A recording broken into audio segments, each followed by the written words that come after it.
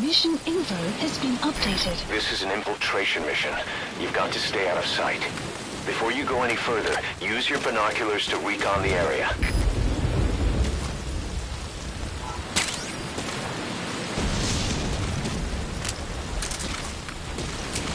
Keep low. You can check the controls on the pause screen. What do you see? Press the call button to get more intel.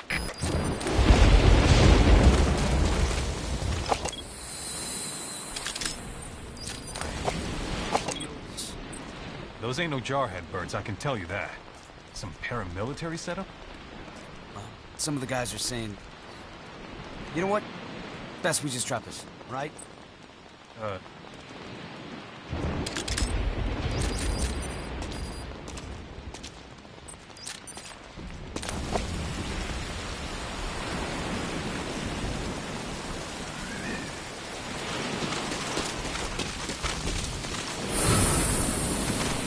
If you ready your weapon while crawling, you can move horizontally left or right. If you do that holding the dash button, you'll move faster.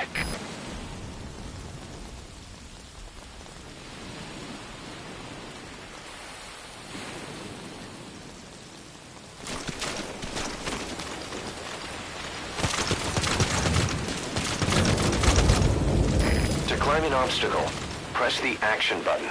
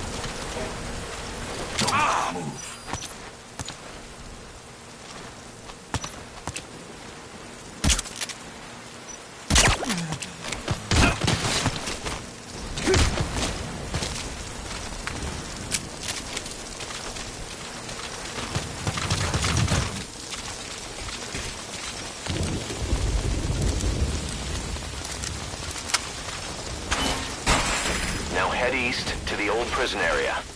You can bring up the target's location on your iDroid. Take a good look at the enemy through your binoculars, and you can mark him. Marked enemies can be sensed when nearby, even if there's a wall between you and them. But it only works if you stop and take the time to focus your attention. This helps you maintain situational awareness. Try it.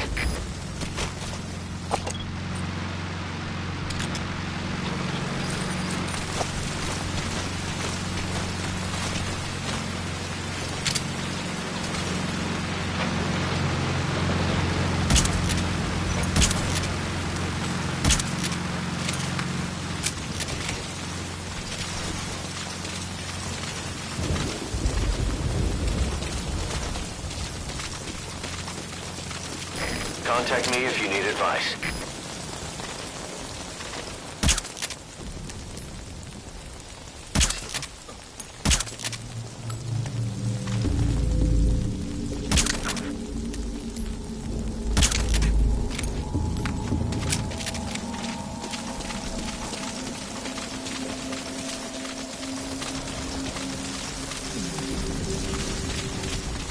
You should move the bodies of enemies somewhere out of sight.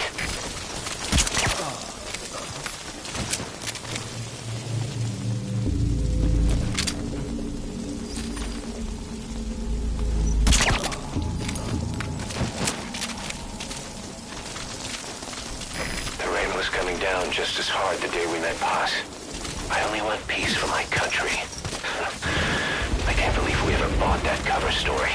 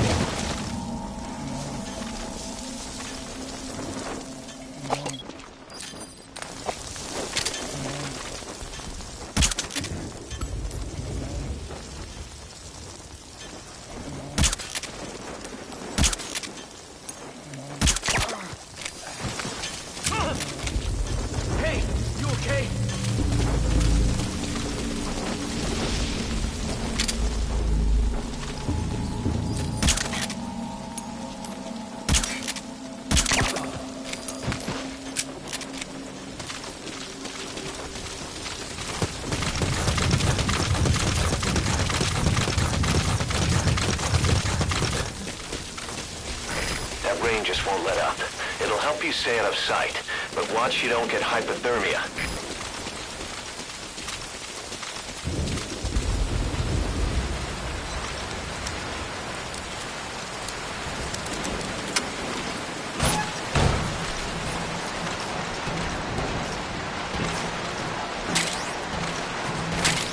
You've got explosives. They'll pack enough power to destroy their anti-air defenses or vehicles.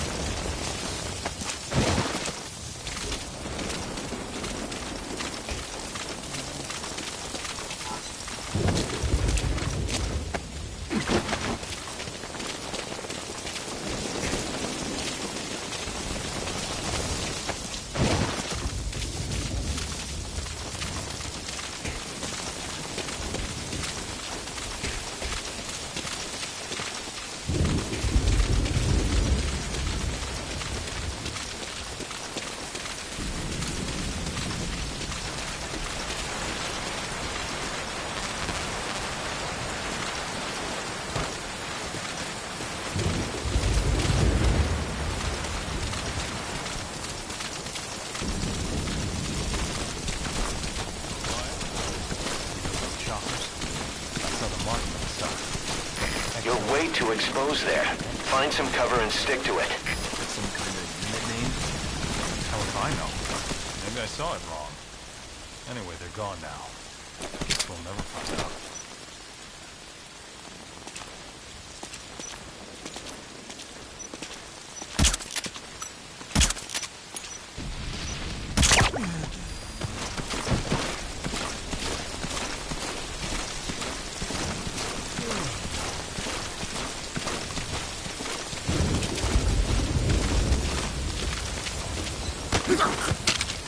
You can now either interrogate him, Knock him out or kill him. His life is in your hands. Updated.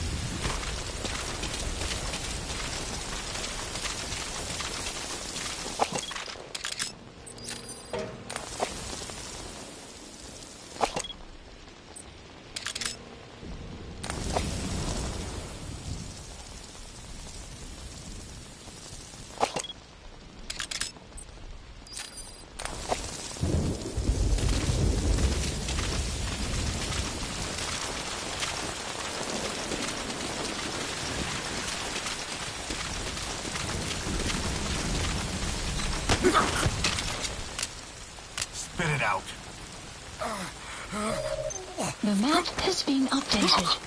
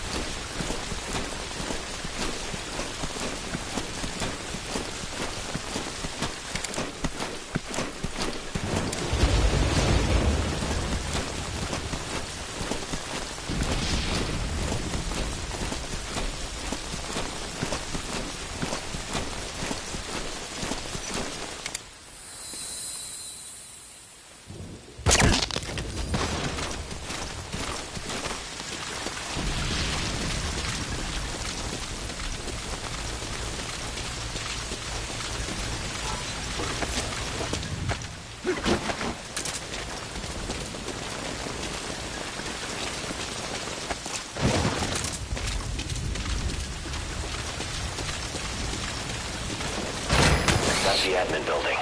Watch your corners.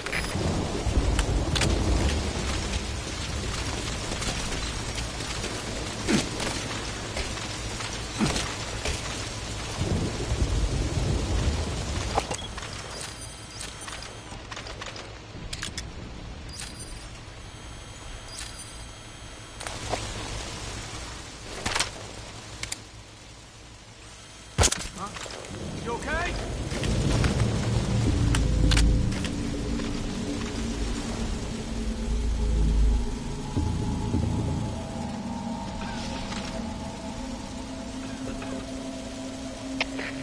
CP, this is Zulu 1. Just got attacked out of nowhere. No sign of the enemy. Over. This is CP. Understood. Stay alert and smoke out the enemy. Out.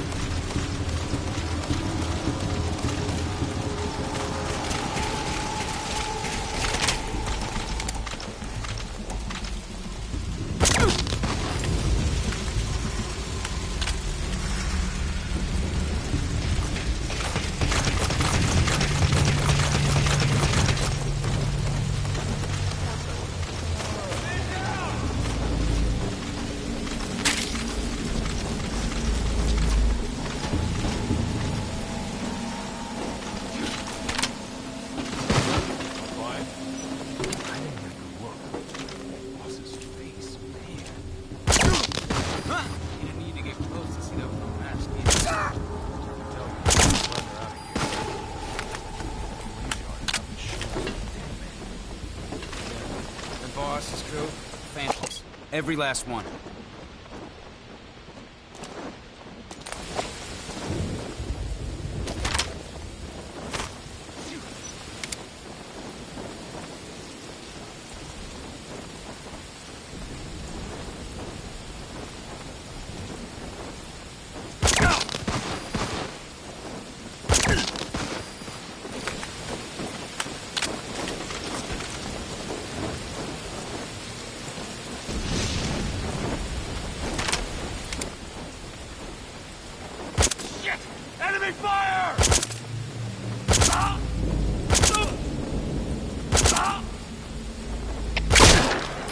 So your suppressor is worn out. That gun will be as loud as any other now. If you have to shoot, be careful. Taking any sniper fire! Over! This is CP. Understood. Find the enemy sniper and take him out. Out!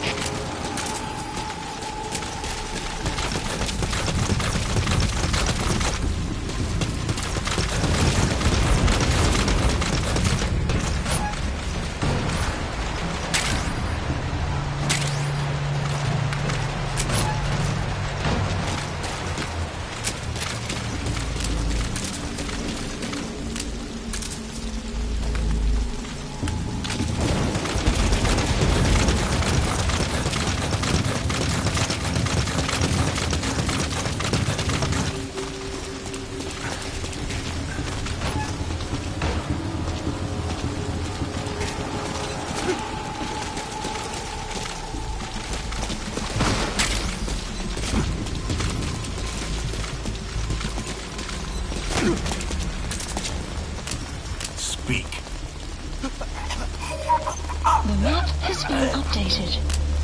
Call them. Somebody get over here! Call your friends. CP, this is Delta 1.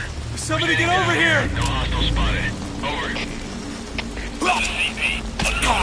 Stand down. Stand down. Return to your post. Out.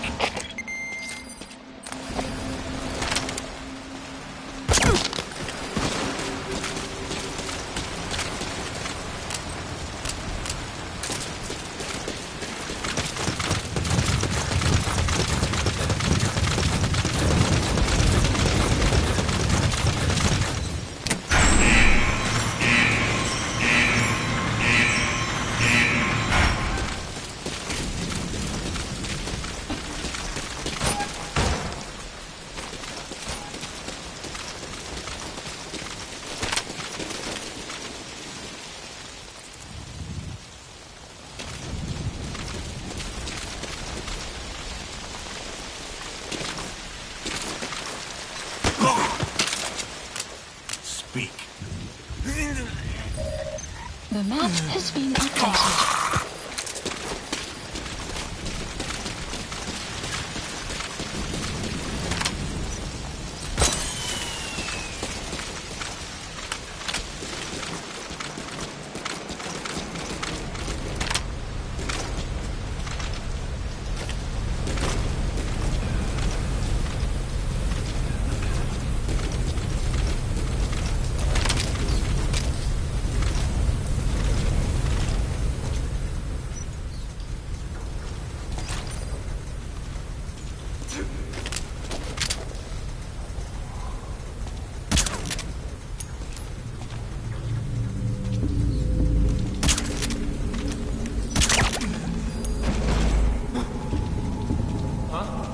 What's up?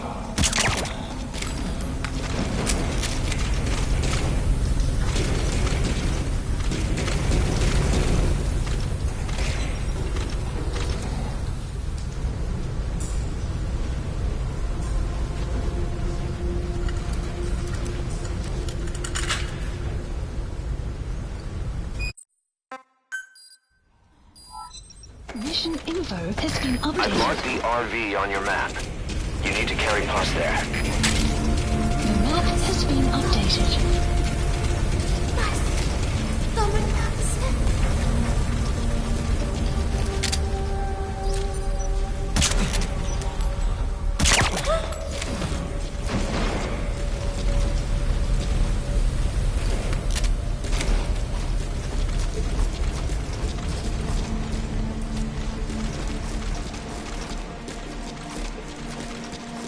Pain is an illusion.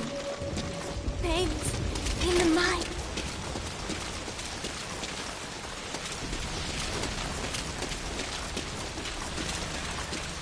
Kill me.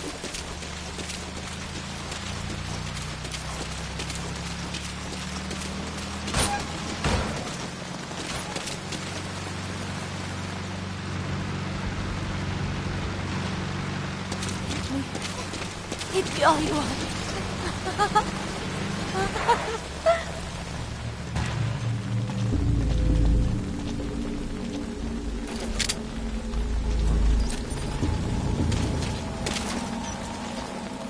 What the? Man down!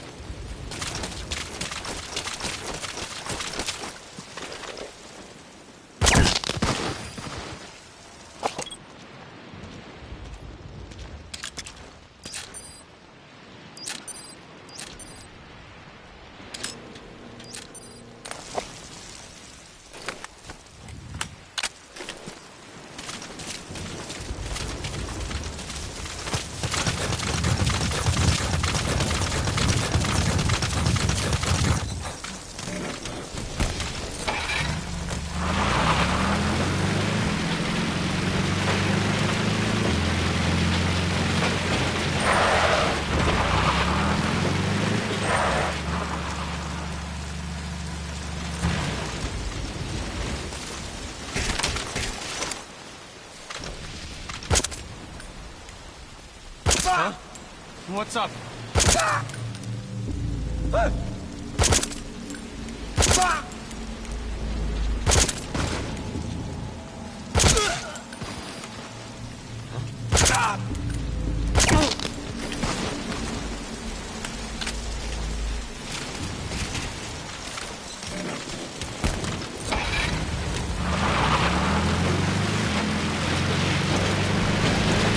That's the old prison area. The targets are there.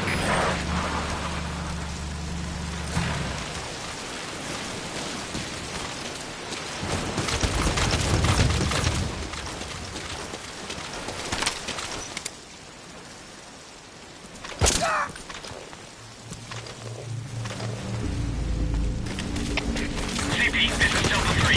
Under attack. No sign of the enemy. Over. This is CP. Understood. Stay alert and smoke out the enemy. Out.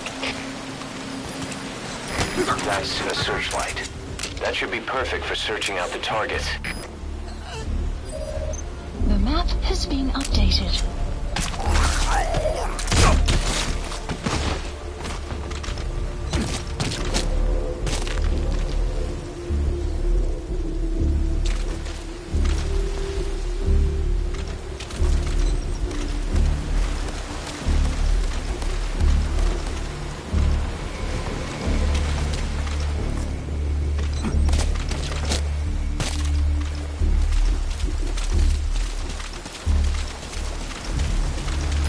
There's someone in there. What do you plan on doing?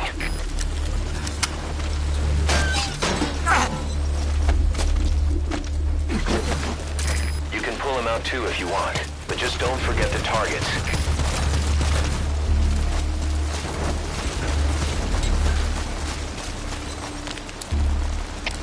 CP, this is Delta 4. We're standing down here. No hostile spotted. Over. This is CP. Understood. All fire teams, return to your posts. Out.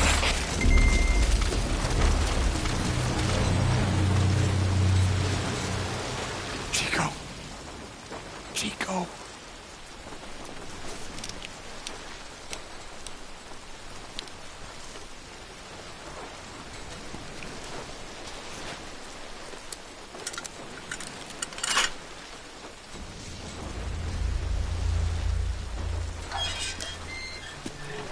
Chico, it's me. No! No! Go away!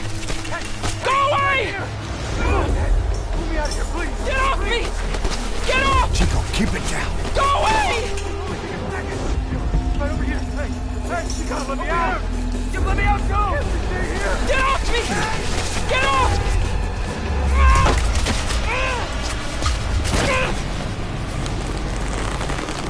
Chico, calm down.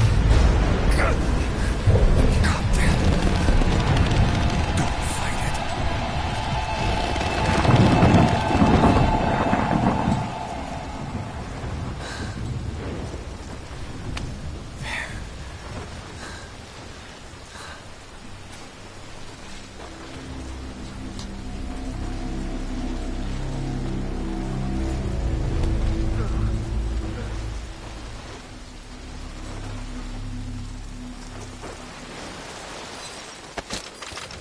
Mission info has been updated. Boss, we have to get Chico out. Keep an eye out for nearby enemies. They can try to shoot down the chopper.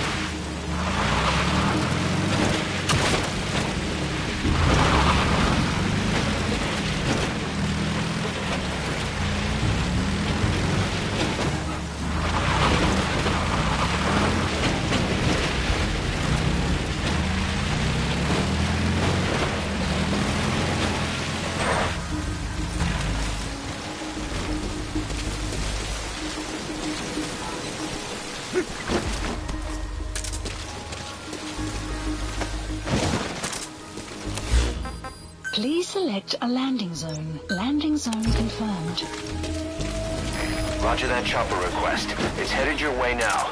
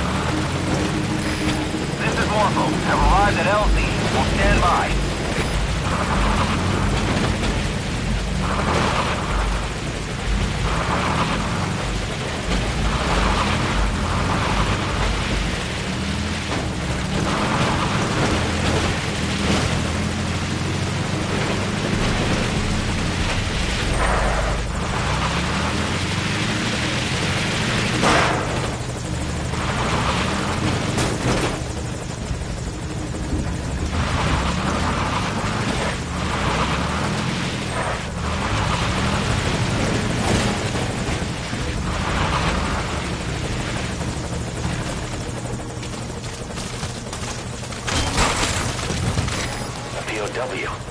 That's fine if he has some intel, I guess.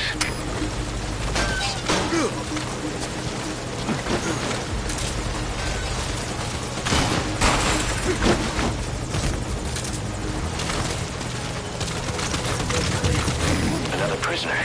Looks like he's alive.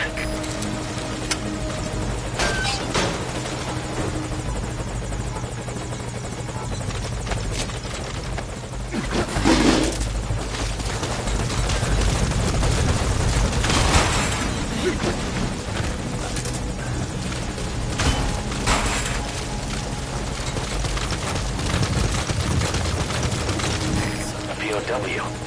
That's fine if he has some intel, I guess. No!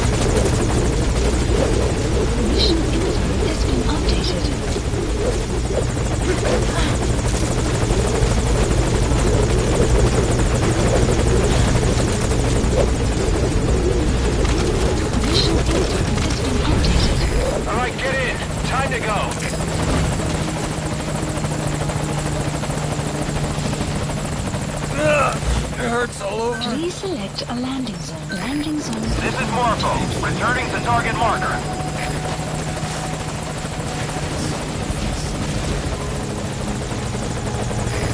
This is Morpho, on station at LZ.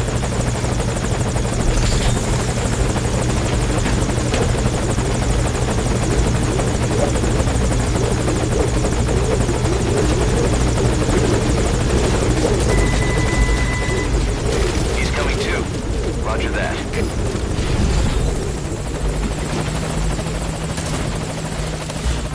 Please select a landing zone. Landing zone. This is Morpho, returning to target marker. This is Morpho, on station at LZ.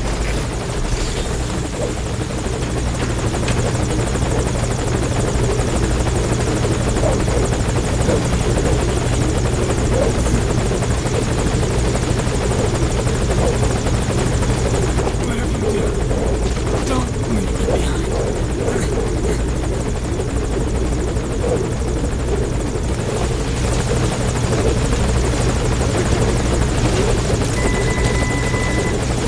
Okay,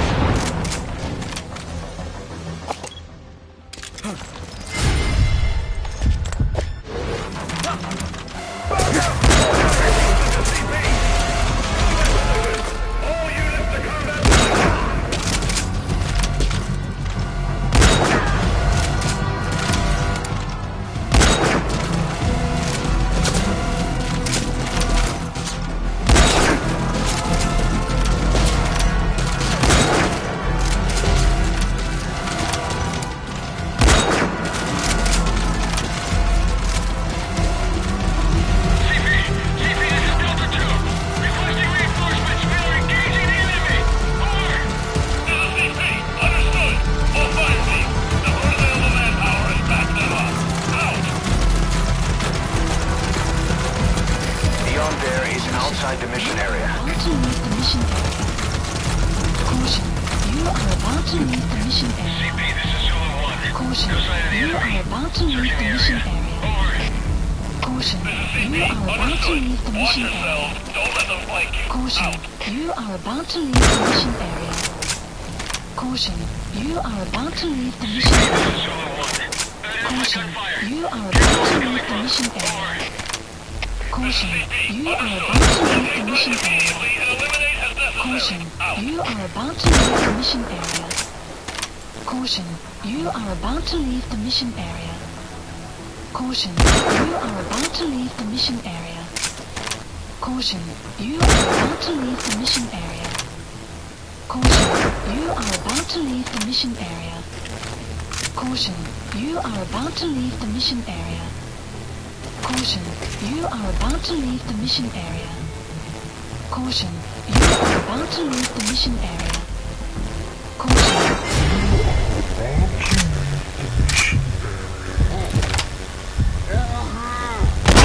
Caution, you are about to leave the mission area.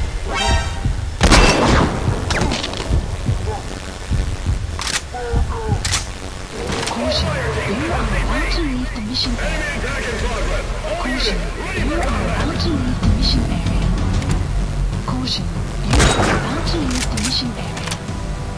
Caution, you are about to leave the mission area.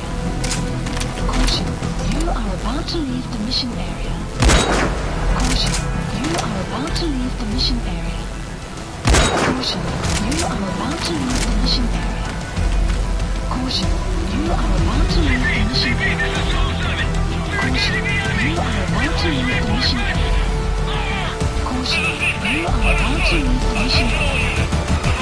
Caution, you are about to leave the mission area. Caution, you are about to leave the mission area. Caution, you are about to leave the mission area. Caution, you are about to leave the mission area. Caution. Snake! Talk to me! Snake!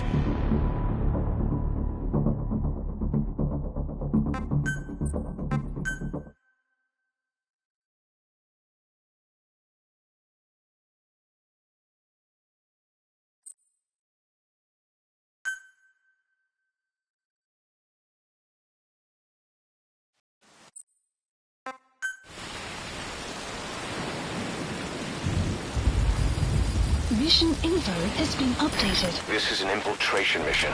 You've got to stay out of sight. Before you go any further, use your binoculars to recon the area. What do you see? Press the call button to get more intel.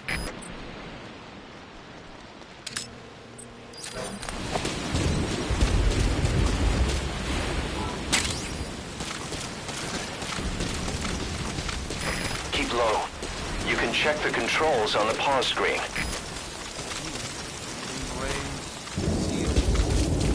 Those ain't no jarhead birds, I can tell you that. If you ready your weapon while crawling, you can move horizontally left or right. If you do that holding the dash button, you'll move faster. Sure.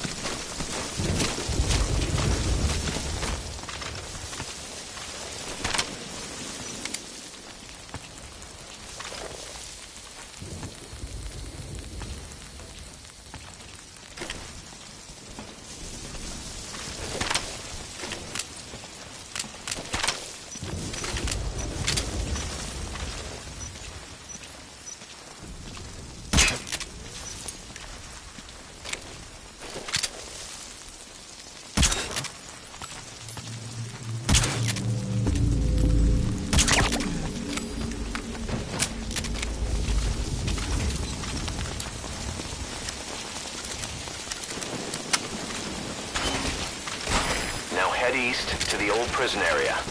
You can bring up the target's location on your iDroid.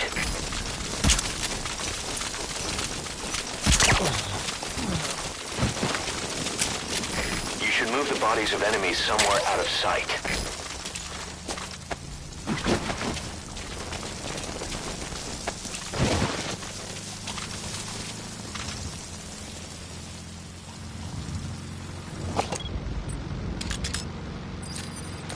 Take a good look at the enemy through your binoculars, and you can mark him. Marked enemies can be sensed when nearby, even if there's a wall between you and them. But it only works if you stop and take the time to focus your attention. This helps you maintain situational awareness. Try it. Eyes open, boss.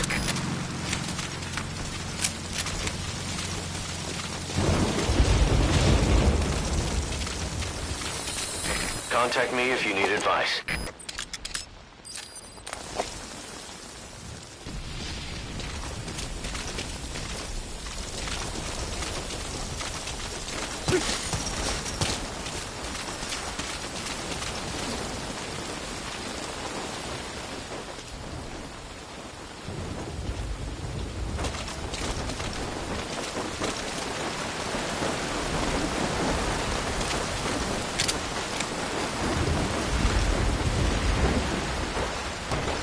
CQC is effective for dealing with nearby enemies.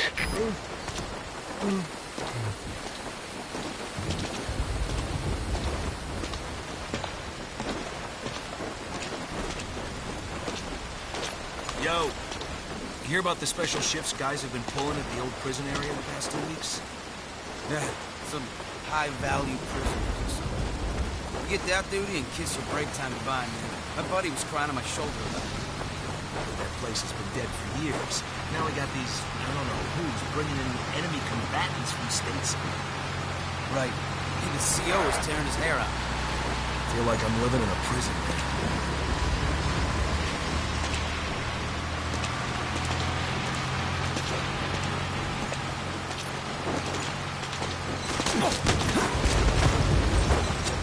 You can now either interrogate him, knock him out, or kill him. His life is in your hands.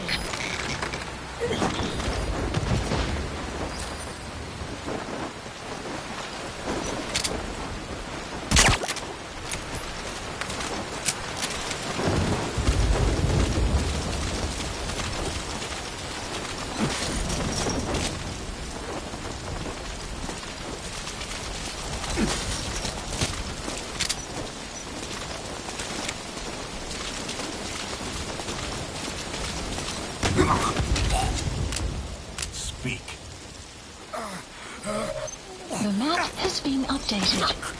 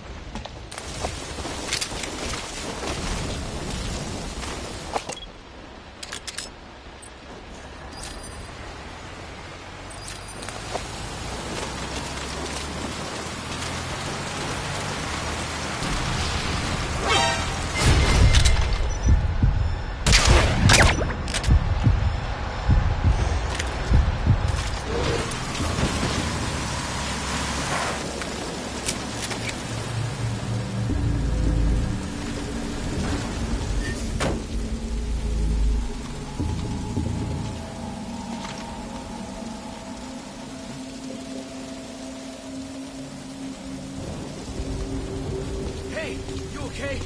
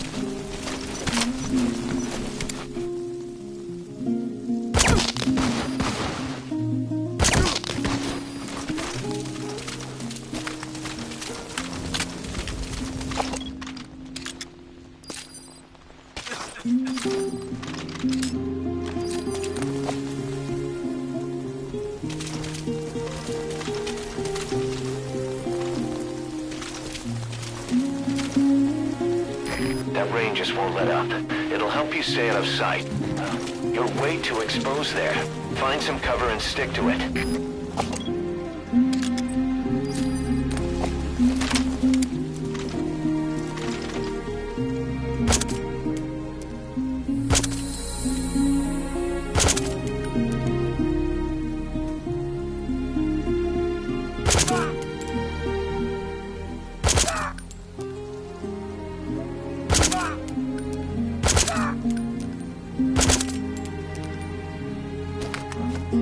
What's going on?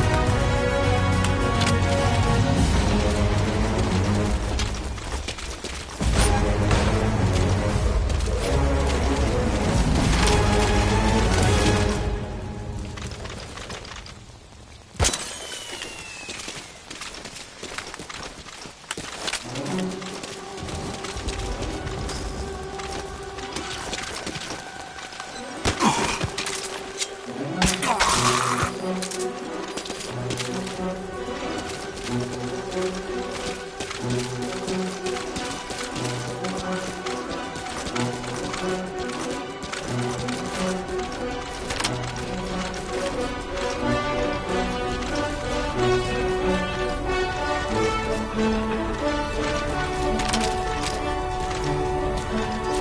that recording? There should be one left here. That tape? I tossed it already. It's in the trash up top. Get that garbage truck around ASAP. If that tape gets out, we'll be in deep shit. Got it? Right, it's time. A cassette tape. Must be the one you already found.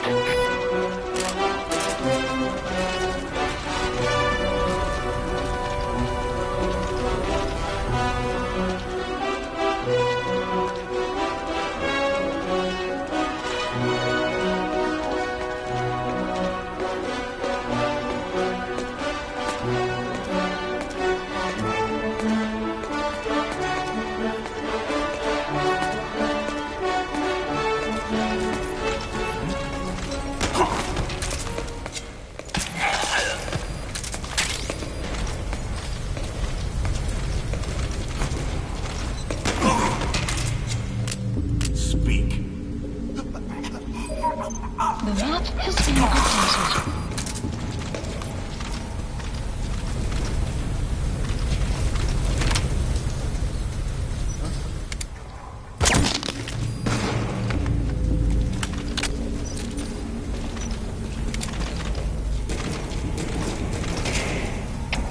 CP, this is... Zulu 4, what's wrong? Come in, Zulu 4. We have a situation. All units on alert.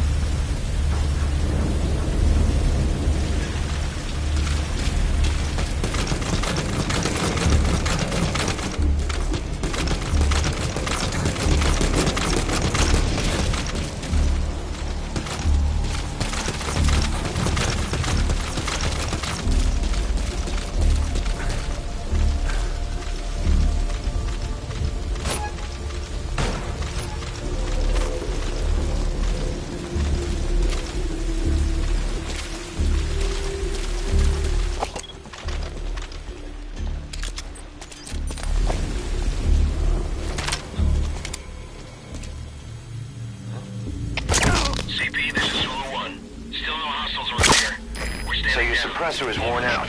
That gun will be as loud as any other now. If you have to shoot, be careful. Return to your post. Out.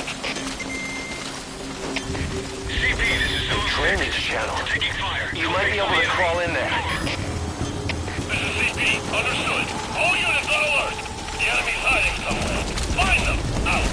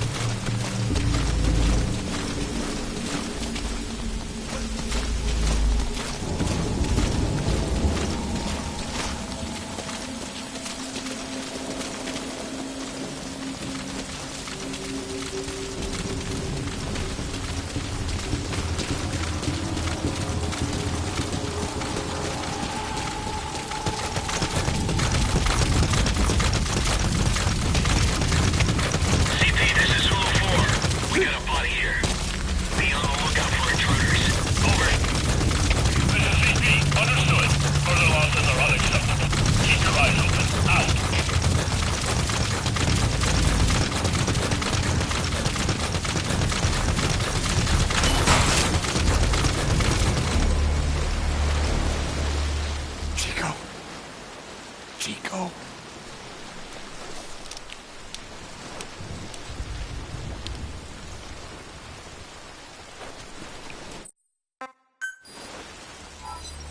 Mission info has been updated. I've marked the RV on your map. Okay, now carry Chico there.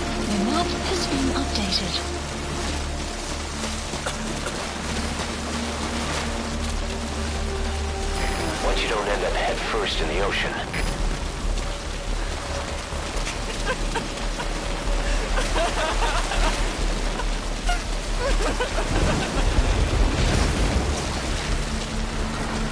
The RV's just a little further.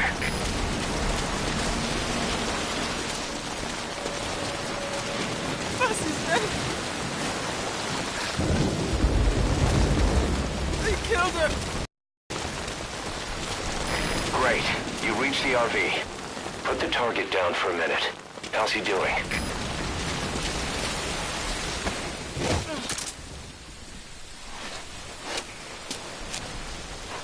Chico, where's Paz?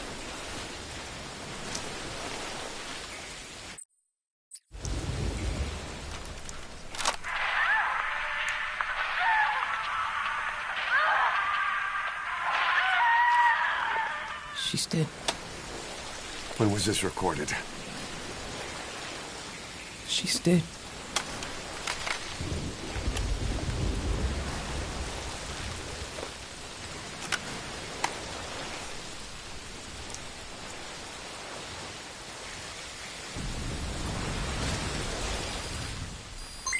Okay, now use your iDroid to call the chopper for pickup.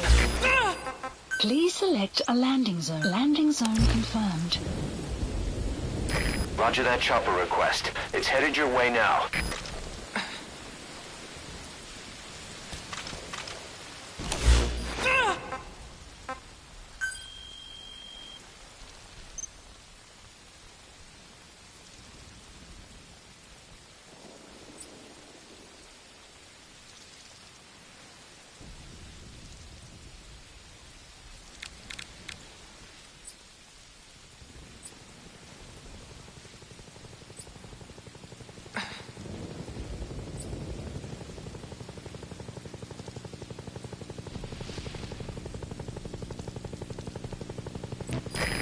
This is Morpho, arriving shortly at LZ.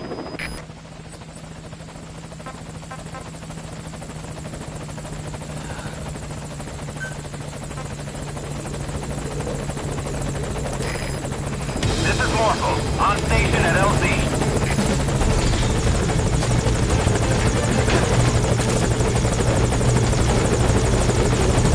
Put the target on the chopper.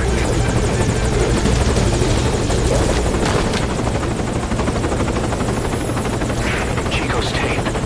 Think it could give us a clue to Paz's location. Use your iDroid to listen to it.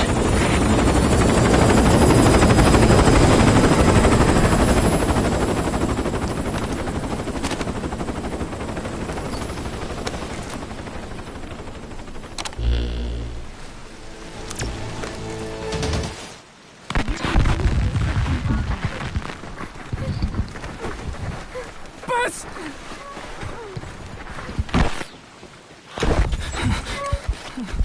On your feet. Okay. Chico was taken out of his cage. Did he leave the tape record?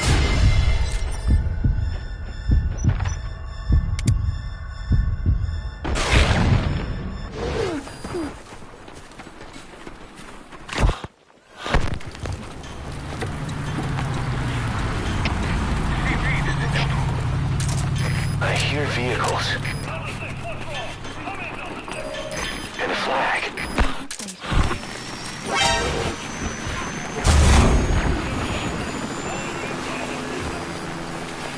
Must be near the heliport.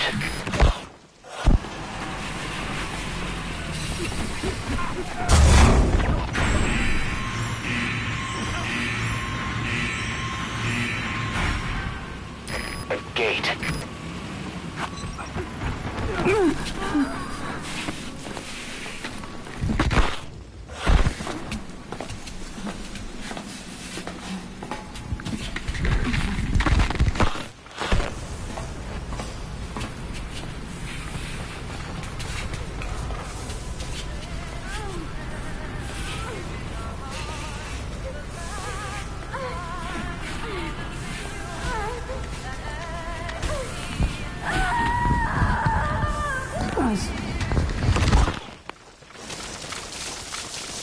Chico left the tape on record while he was being moved.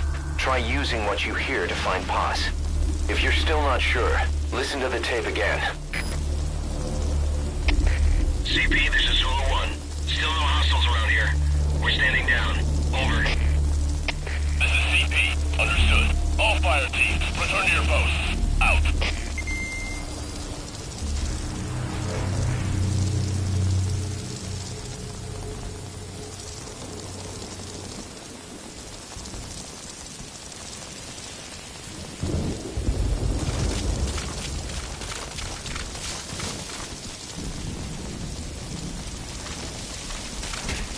That sound. A flag fluttering.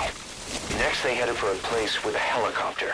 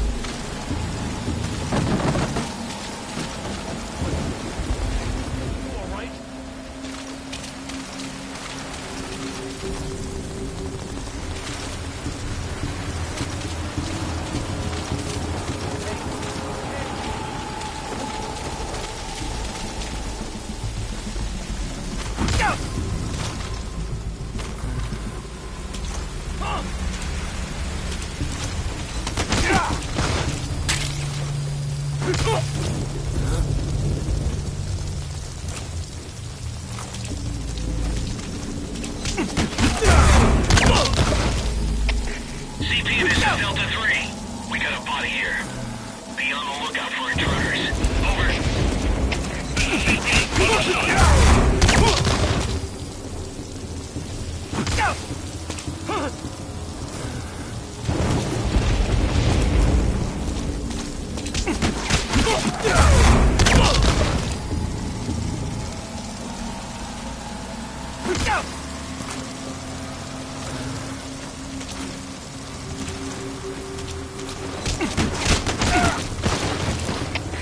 CP, this is Delta 3. We got a body here. Be on the lookout for intruders. Over. This is CP. Understood. Claim security and find the intruder. Out.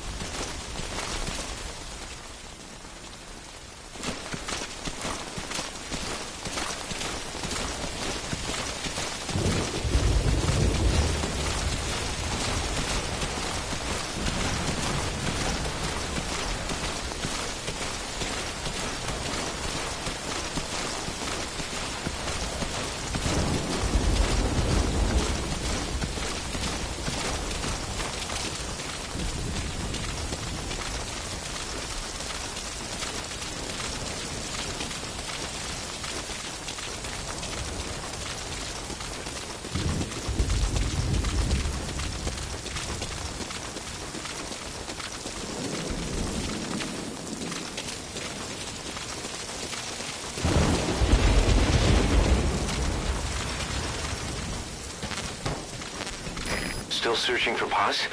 Try interrogating some of the Marines. They must know something. Put the squeeze on them.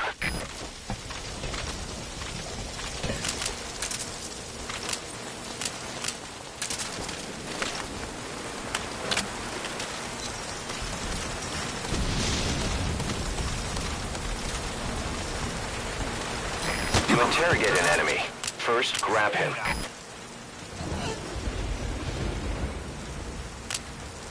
Spit it out.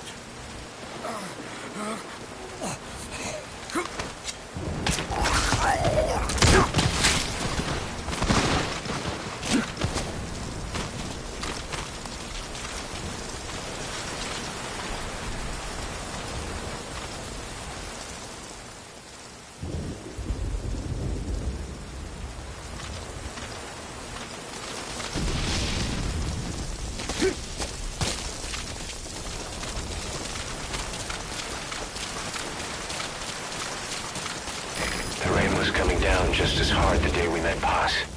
I only want peace for my country. I can't believe we ever bought that cover story.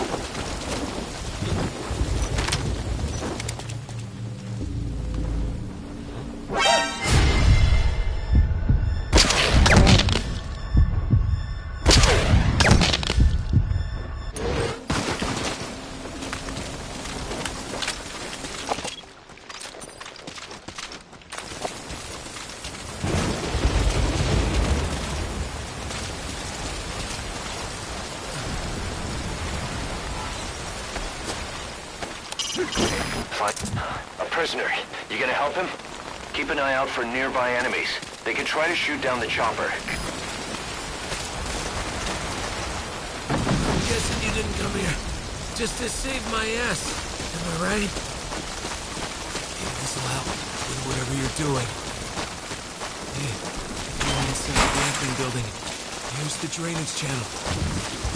The map has been updated.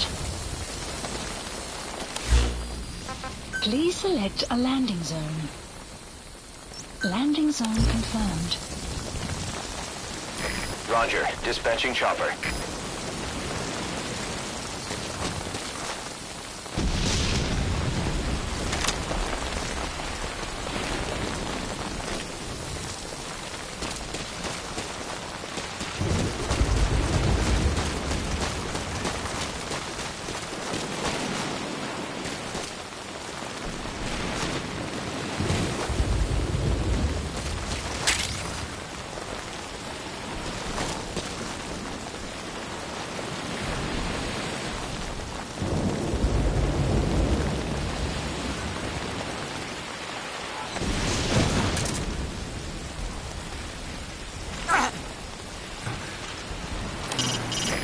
Use your iDroid to check all sorts of operational data. The map, objectives, the target's locations. It'll help a lot if you let it. This is Morpho, arriving shortly at LZ.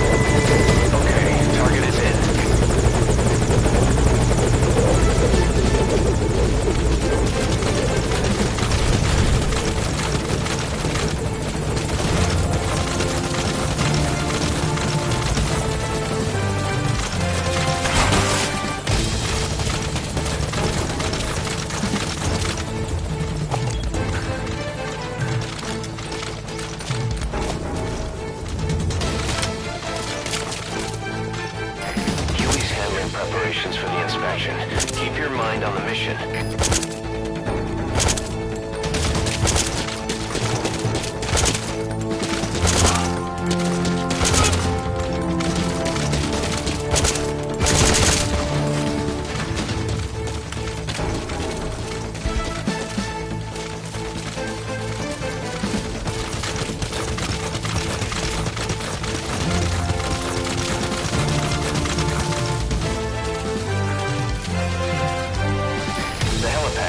That matches Chico's tape.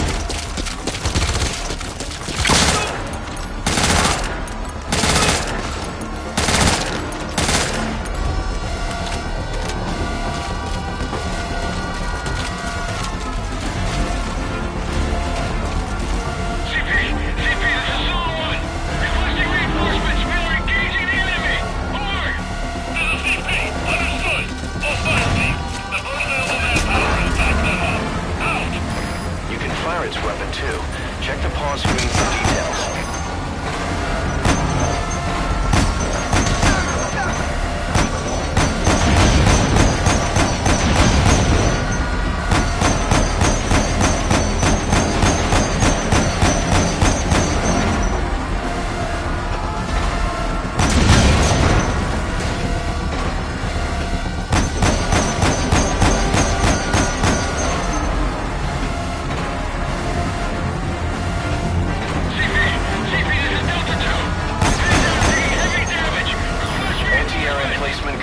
Destroyed. You'll have an easier time calling in the chopper to your position now.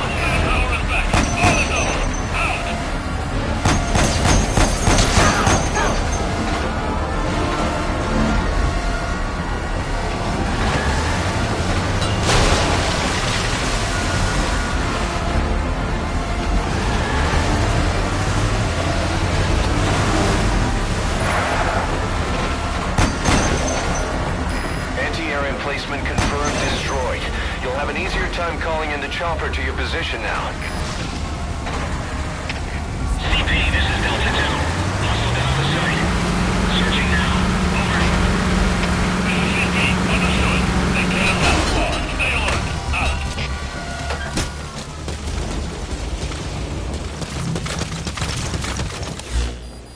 Please select a landing zone. Landing zone confirmed. Roger that chopper request. It's headed your way now.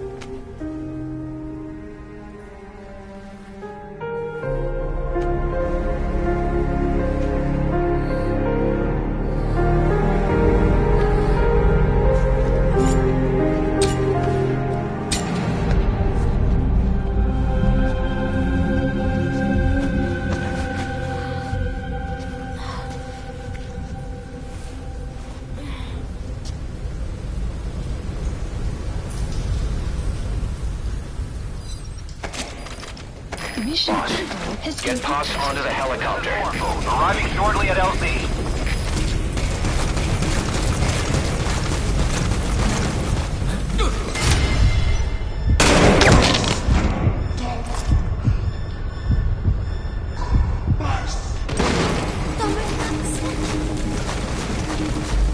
All fire teams, this is CP.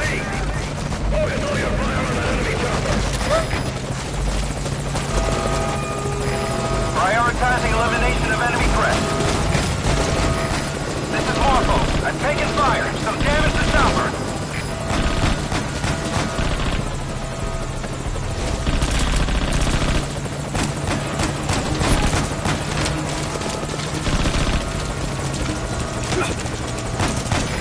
This is Morpho. I'm hit. He's taking heavy damage. This is Morpho. Taking too many hits. I gotta pull out for now. Mayday! Mayday! Cannot maintain altitude. Controls non-responsive.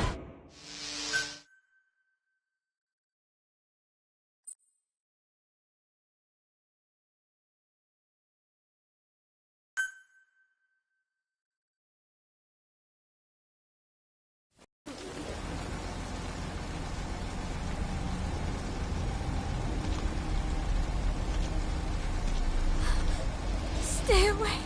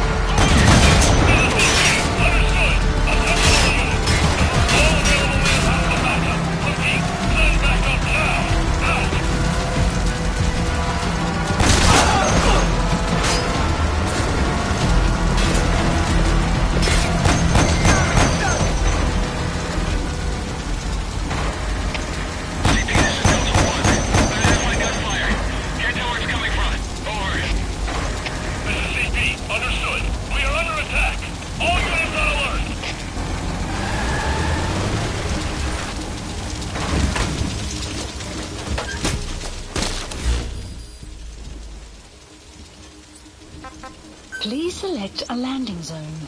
Landing zone confirmed. Roger that chopper request. It's headed your way now.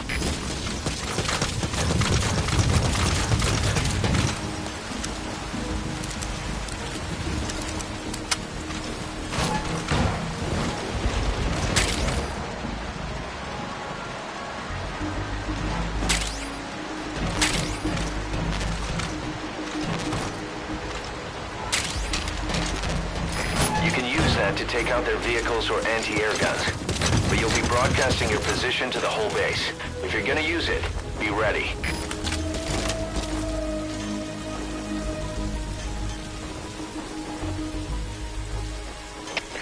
CP, this is Zulu 2. Still no hostiles around here. We're standing down. Over. This is CP. Understood. All fire teams, return to your posts. Out.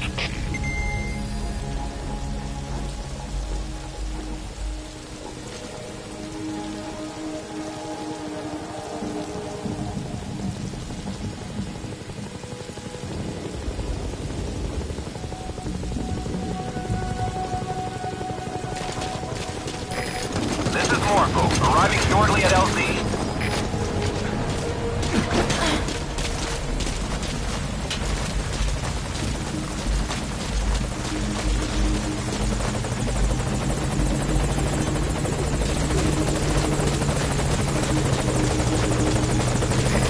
This is Morpho, on station at LZ.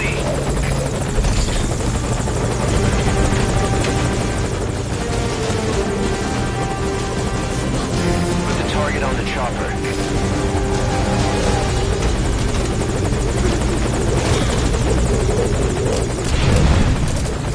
Mission info has been updated.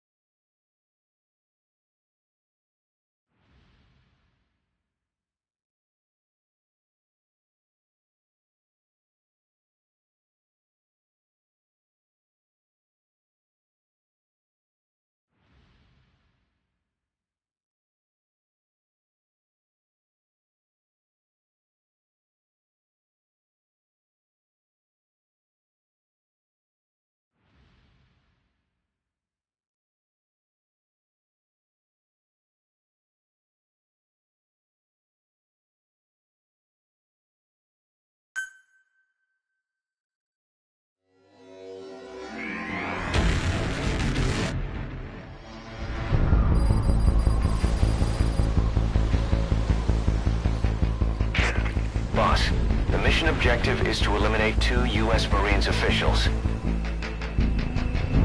The pair were in Laos together, but retired after the U.S. withdrew its forces. They were a sniper spotter team. In country, they were known as Glaz and Palitz, the eye and the finger. I've sent VIs of the targets to your iDroid. Take a good look.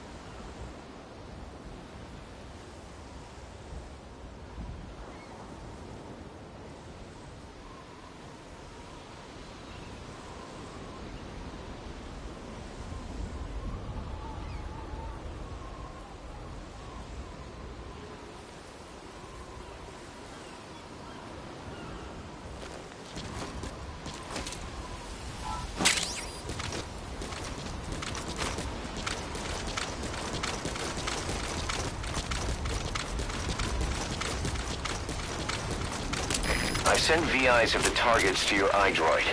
Take a good look. Open the menu tab, then select Mission Info. Remember, boss, this is a sneaking mission. If you're detected, the targets are bound to take extra precautions. It's crucial that you eliminate the targets quickly and quietly. Do not let the enemy see you.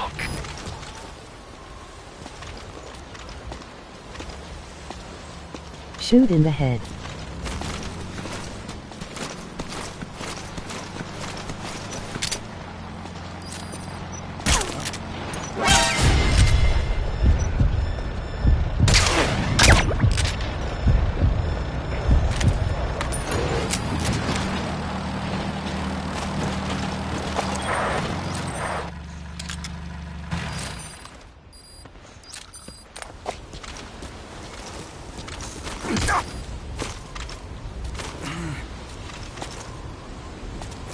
Yeah, man.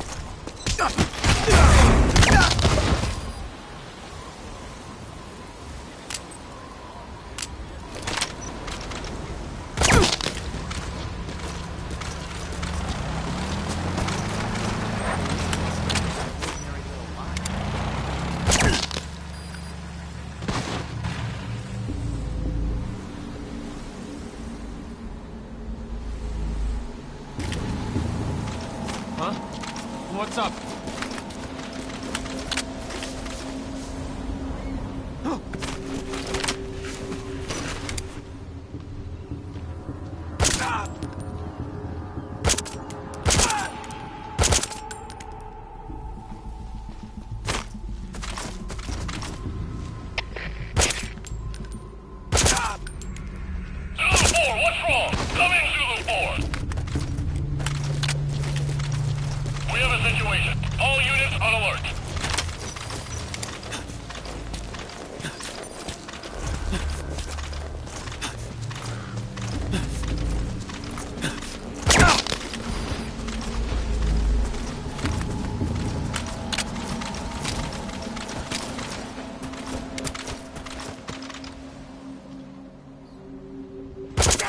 I'm hit!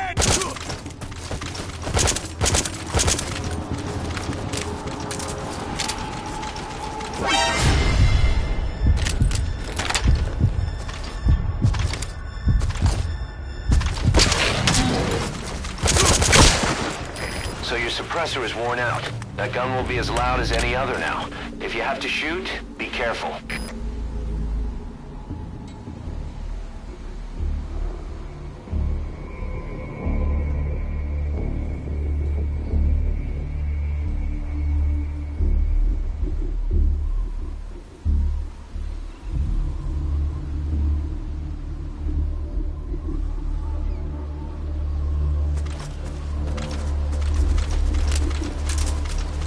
Killing pixels.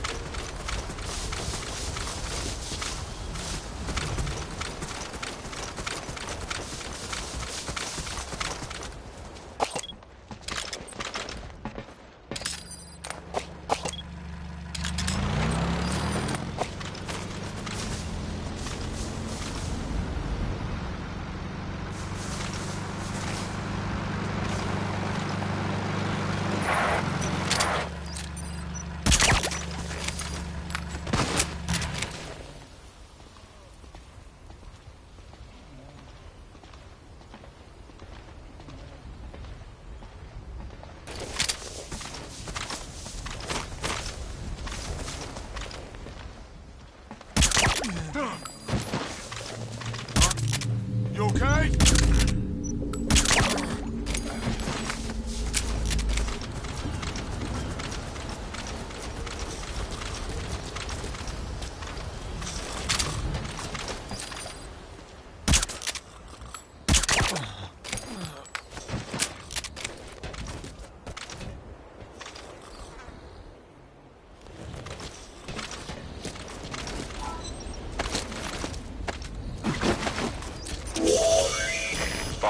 This is the target. The map has been updated.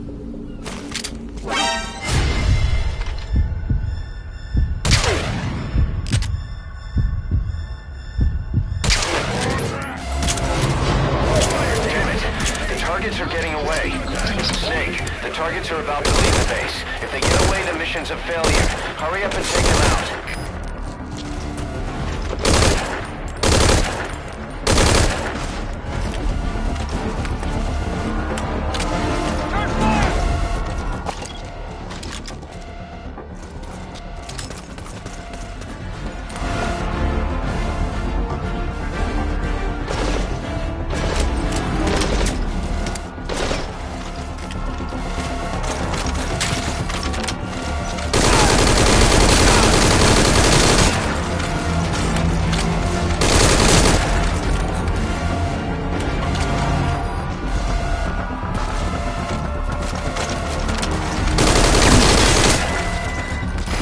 Target down, one to go.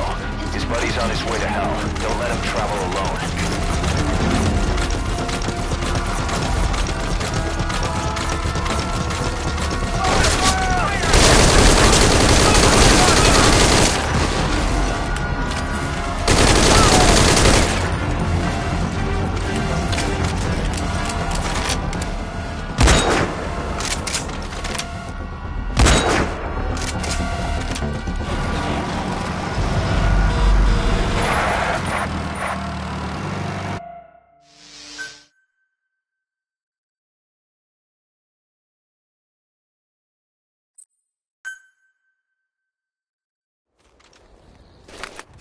One target down, one to go. His buddy's on his way to hell. Don't let him travel alone.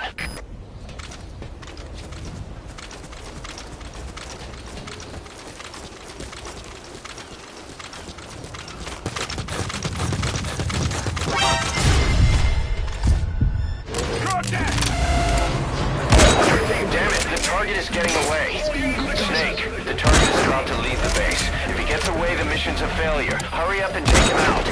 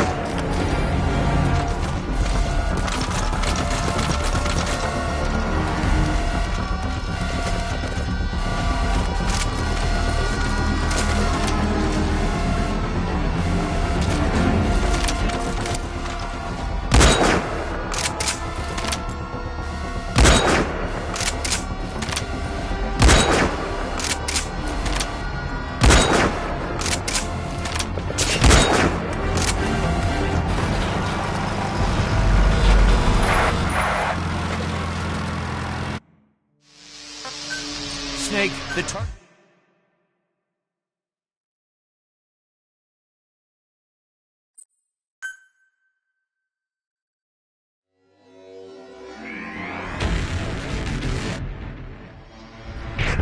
Boss, the mission objective is to eliminate 2 U.S. Marines officials. The pair were in Laos together, but retired after the U.S. withdrew its forces. They were a sniper spotter team. In country, they were known as Glaz and Palitz, the eye and the finger. I've sent VIs of the targets to your iDroid. Take a good look.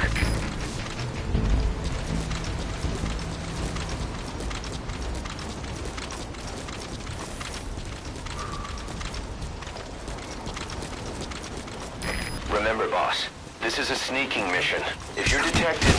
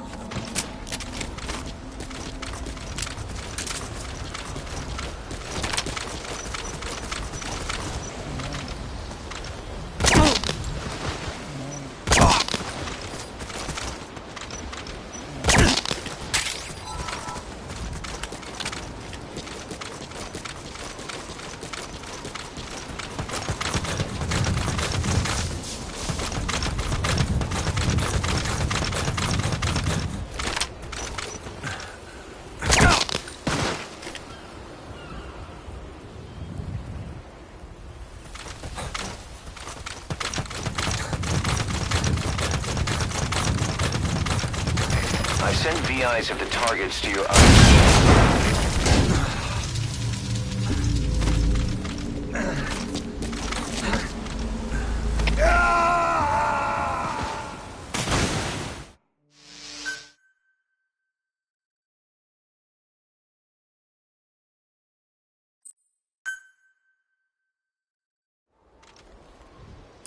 Boss, the mission objective is to eliminate 2 U.S. Marines officials. The pair were in Laos together, but retired after the U.S. withdrew its forces. They were a sniper spotter team. In country, they were known as Glaz and Politz, the eye and the finger. I've sent VIs of the targets to your iDroid. Take a good look. This job. The clients are KGB contacts from my Columbia days. Don't worry, they had nothing to do with Zadornov. They lost a lot of comrades to the eye and the finger. The NVA lost high-ranking staff too, but also their families, their children. To the east, the 2 were a reason to be afraid of the dark. Their extradition to face trial is even on the table in the peace talks. Now that they're out of Laos, the 2 are enjoying a relaxing vacation in a loophole, one surrounded by minefields and barbed wire. Even if the war ends, the East fears their return. For our clients, it will only truly be over when these 2 are dead. CP, this is Delta 9. Heard noise just now. Need somebody to check it out. Over. This is CP. Understood. There's no one available to back you up right now. Exercise extreme caution and proceed alone. Out. Mother!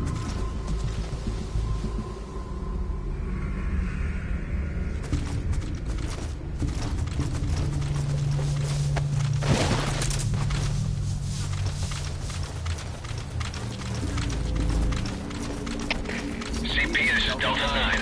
We're all done here. No sign of any intruder. Returning to posts. Over.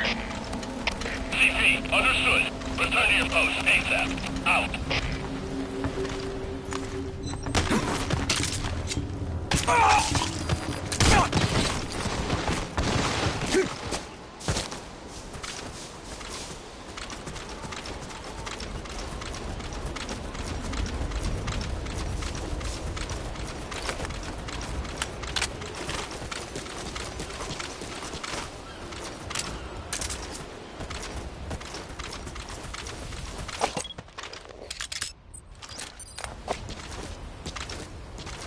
I've sent VIs of the targets to your iDroid.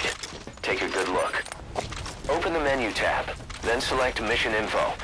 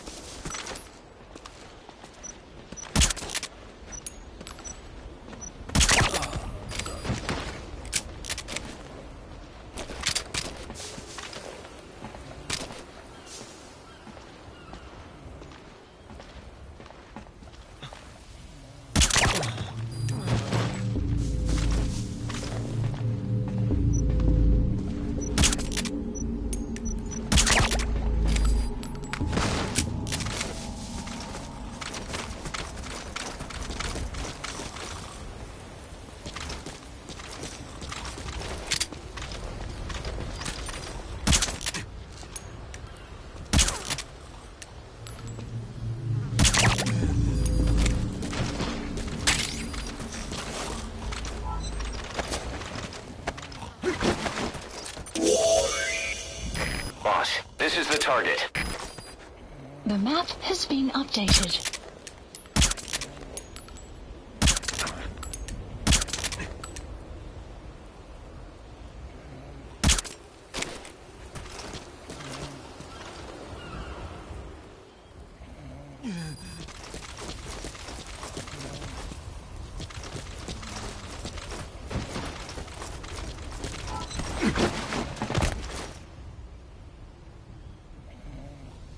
I've sent VIs of the targets to your iDroid.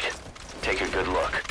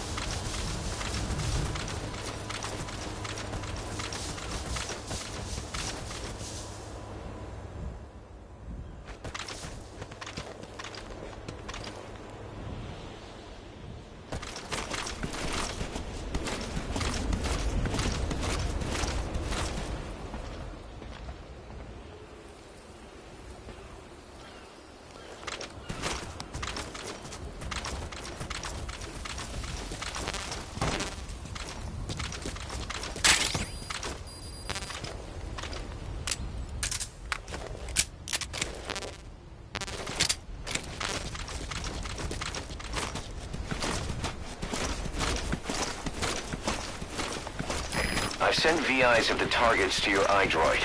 Take a good look.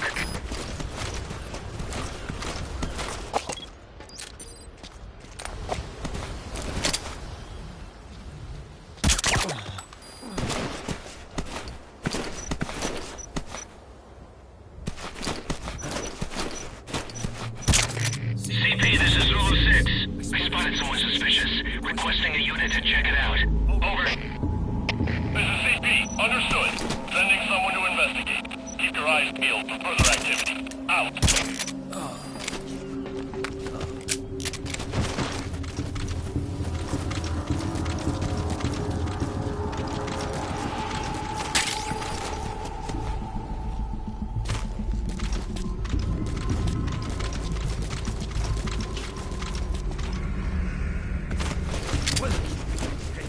You all right?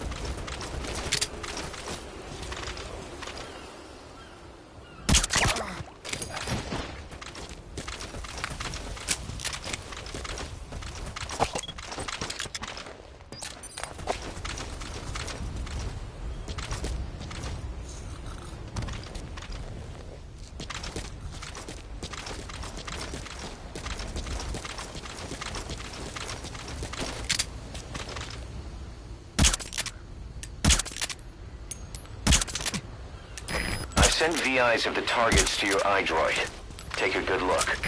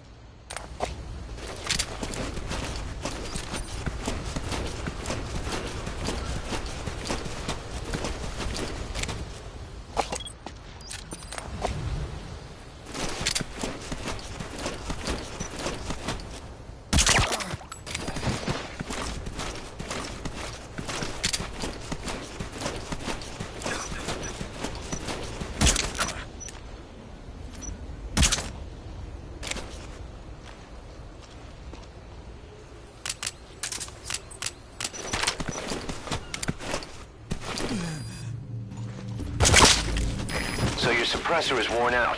That gun will be as loud as any other now. If you have to shoot, be careful.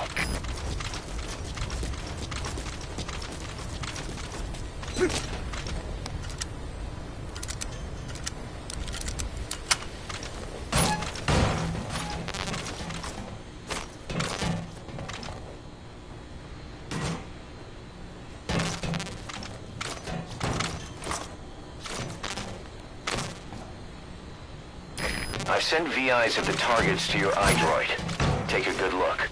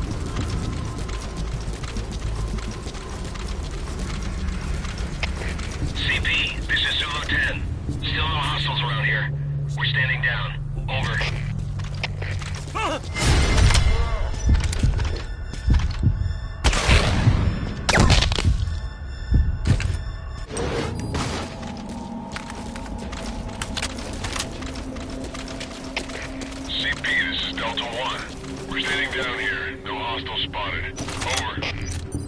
This is CP. Understood. Stand down. Stand down. Return to your post. Out.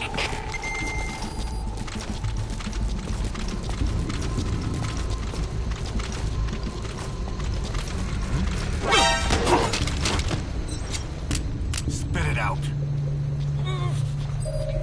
The map has been updated.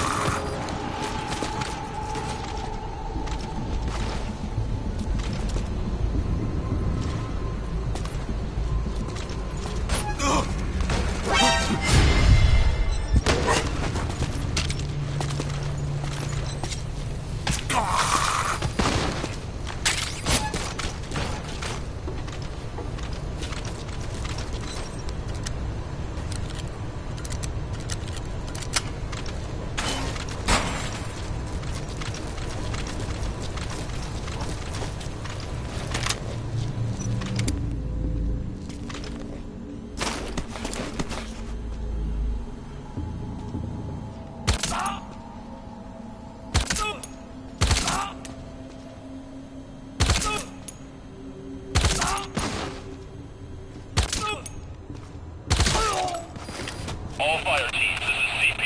We may have a situation. Whoever's closest, go check it out. CP, this is Delta 3. We'll investigate immediately. Out.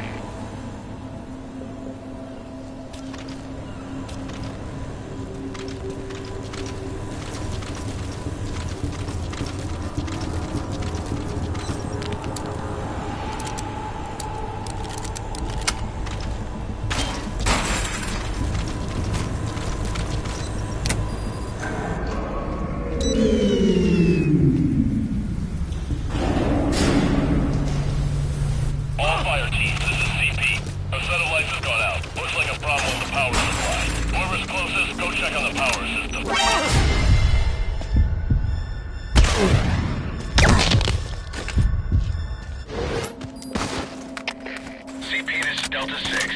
We'll investigate ASAP. Out.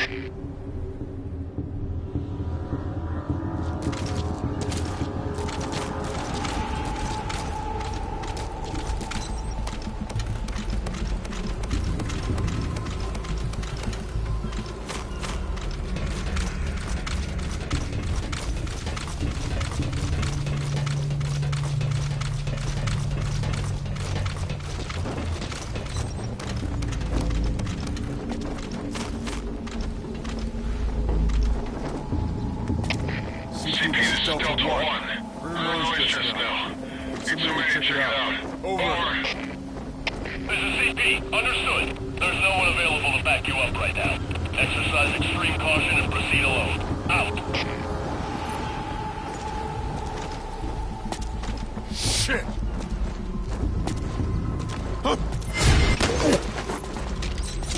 Boss, this is the target. The map has been updated. Speak. Call them. Somebody, get over here!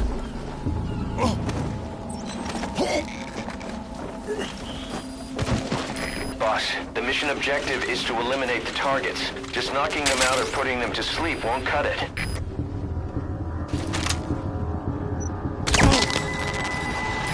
One target down, one to go. His buddy's on his way to hell. Don't let him travel alone.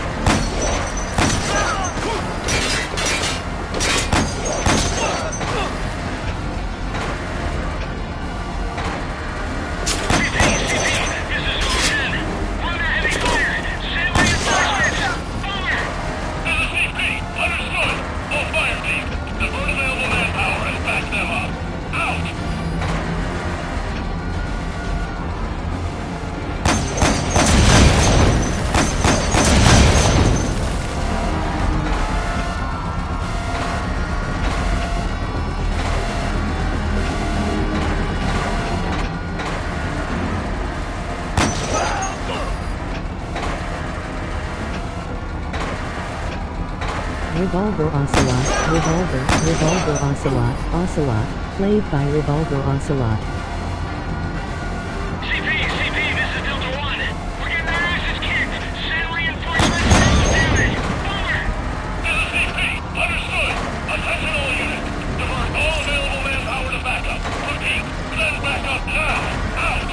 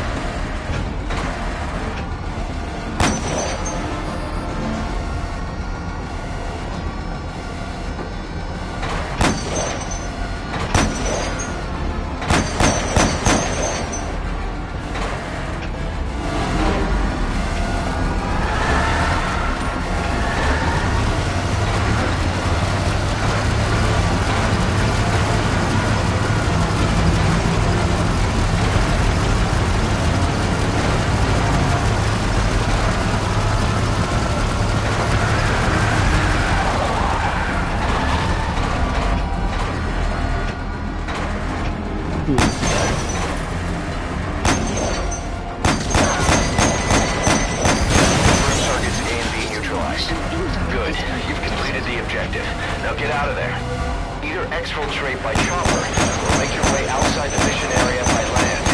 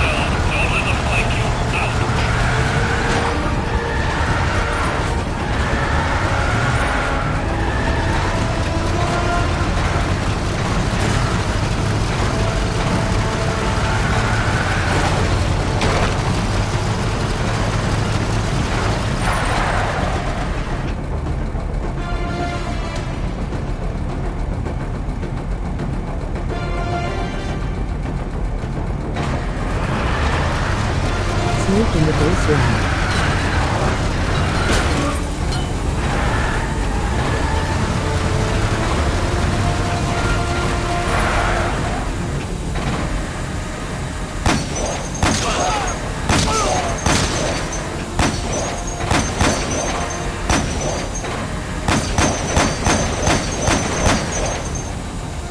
Tomorrow.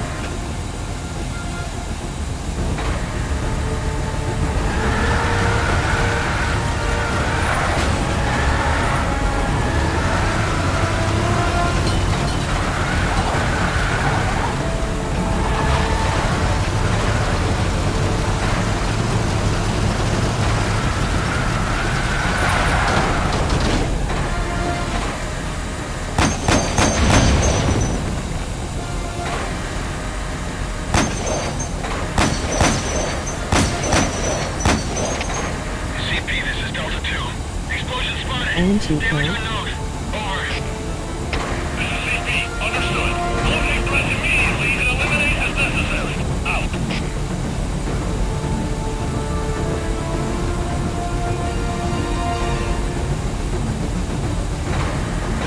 Chico was safe.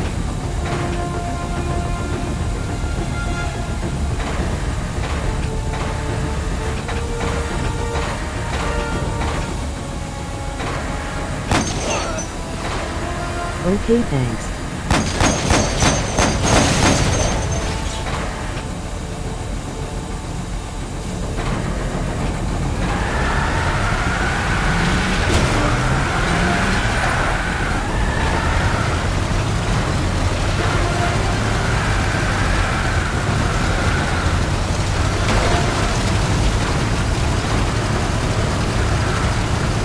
Continue out of the mission area to complete the mission.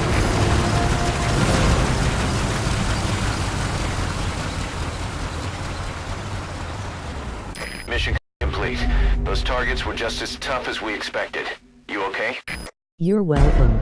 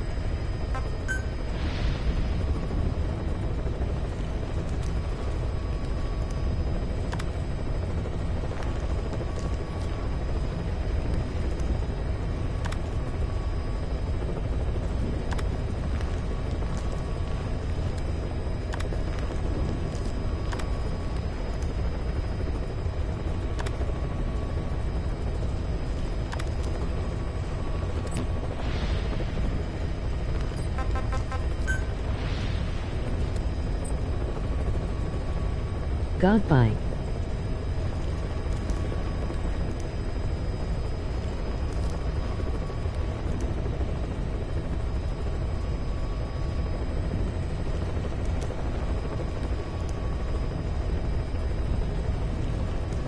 Later, boss.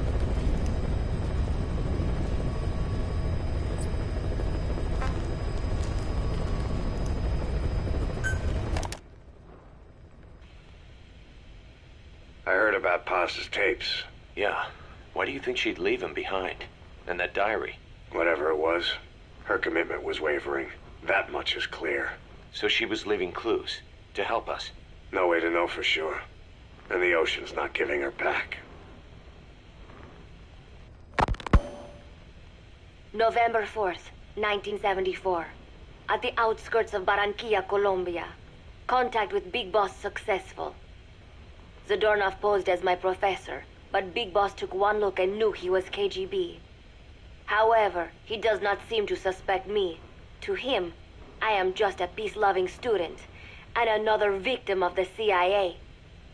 We asked him to drive the CIA out of Costa Rica. Okay. To him, this means betraying his country. His forces are smaller than anticipated. They drift from place to place with nowhere to call home. That provided us an opportunity, so we seized it. Zadornov offered them a plant off the Costa Rican coast to use as a base. As expected, Miller jumped at the chance. Although initially reluctant, Big Boss came around when Zadornov played him the tape. All because the voice on it sounded like his mentor, the boss. Naked Snake, the man who once saved the world from the brink of nuclear war. Awarded the title of Big Boss for his service. He later became a mercenary, abandoning both his title and his country. To him, that honor was steeped in the blood of the boss, the mentor he was forced to eliminate. Exceptionally charismatic, he possesses unparalleled combat and intelligence-gathering abilities. His only discernible weakness is her. This operation hinges on how effectively we can exploit that. Kazuhira Miller is Big Boss's lieutenant. Half Japanese, half American. He once served in Japan's self-defense force. Though he and Snake first met as enemies, they discovered a common bond and together built their private army, with Miller directing business and administrative affairs. He comes off as shallow, but his true intent is hard to read. I must be careful. All that is clear is his infatuation with Big Boss. With East and West fighting over its control, Central America is now the most contested region on Earth. CIA Central American Station Chief Coldman has developed Peace Walker, a fully AI-automated, fail-deadly nuclear launch system with which he aims to reignite the Cold War. Snake's new objective in Costa Rica is to prevent that. Zadornov's, or should I say, the KGB's plan is to play the two sides against each other, turning the entire region red. Not one of the three parties realize they're all just pawns in Cypher's hands. Cypher watches all. Mother Base has developed rapidly since being established in the Caribbean Sea. They recruit more personnel daily, and already their mercenary services are turning a profit. Big Boss's leadership and charisma, and Miller's business acumen drive this impressive growth. Furthermore, joining forces with a faction of the FSLN has expanded their power even more. They have even commenced their own weapons development program. All is proceeding according to Cypher's will. I could not be more pleased. Snake's pursuit of Peace Walker led him to an AI modeled after the boss's thought patterns. It was incomplete, but, somewhat ironically, making contact with Snake was the necessary finishing touch. Meanwhile, the scientist behind Peace Walker's locomotive control, Huey, defected to Snake's army. His presence has greatly accelerated weapons development at Mother Base. I failed to anticipate Coldman's madness, but nuclear war was averted. However, this was only after the boss AI on board Peace Walker sank itself to the bottom of the lake in what could be likened to suicide. The boss laid down her gun, choosing to sing for peace instead, and Snake, himself a gun, parted ways with her. In doing so, he reclaimed the title he once abandoned. He is Big Boss.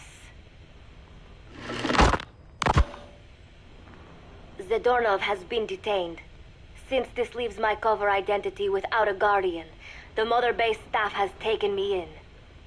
I am now better placed than ever to monitor their internal affairs. Everything continues to unfold according to plan. The developer of the boss AI, Dr. Strangelove, has also come to Mother Base. With her and Huey's expertise, they can now develop a weapon capable of matching Peace Walker. Development on the bipedal weapon is now complete. They call it Metal Gear Zeke. It stands there like some sort of mystical guardian. The soldiers gaze on it with pride and reverence. Big Boss has elected to arm it with a nuclear weapon. As an army without a nation, they seem to feel the need for a deterrent against whatever the world might pit against them. It is a dangerous gambit. Why do such a thing? Their nuclear strategy differs from the Americans and the Soviet Union. The superpowers deter attack by revealing their nuclear arsenals to one another. Snake and his men know that if they were to go public with this, the whole world would unite against them. Business would dry up overnight. So they do not plan on revealing the nuke until necessary. This ace-in-the-hole approach is their idea of a nuclear strategy. Wielding a deterrent, all the while unable to reveal its existence. I wonder if Snake sees how vulnerable this makes them. Yes. Hijack Zeke? Yes, I did indicate that to be our leverage. But I cannot imagine his agreeing to that now. But did you not raise them to safeguard your governance without borders? No. I have not forgotten. Cypher watches all. Yes, things are proceeding, but modifying Zeke has not proven easy. I am using Zadornov to buy some time. No, I have not forgotten what you said. However, well, forgive me for asking, but this is you I am speaking to, isn't it, Cypher?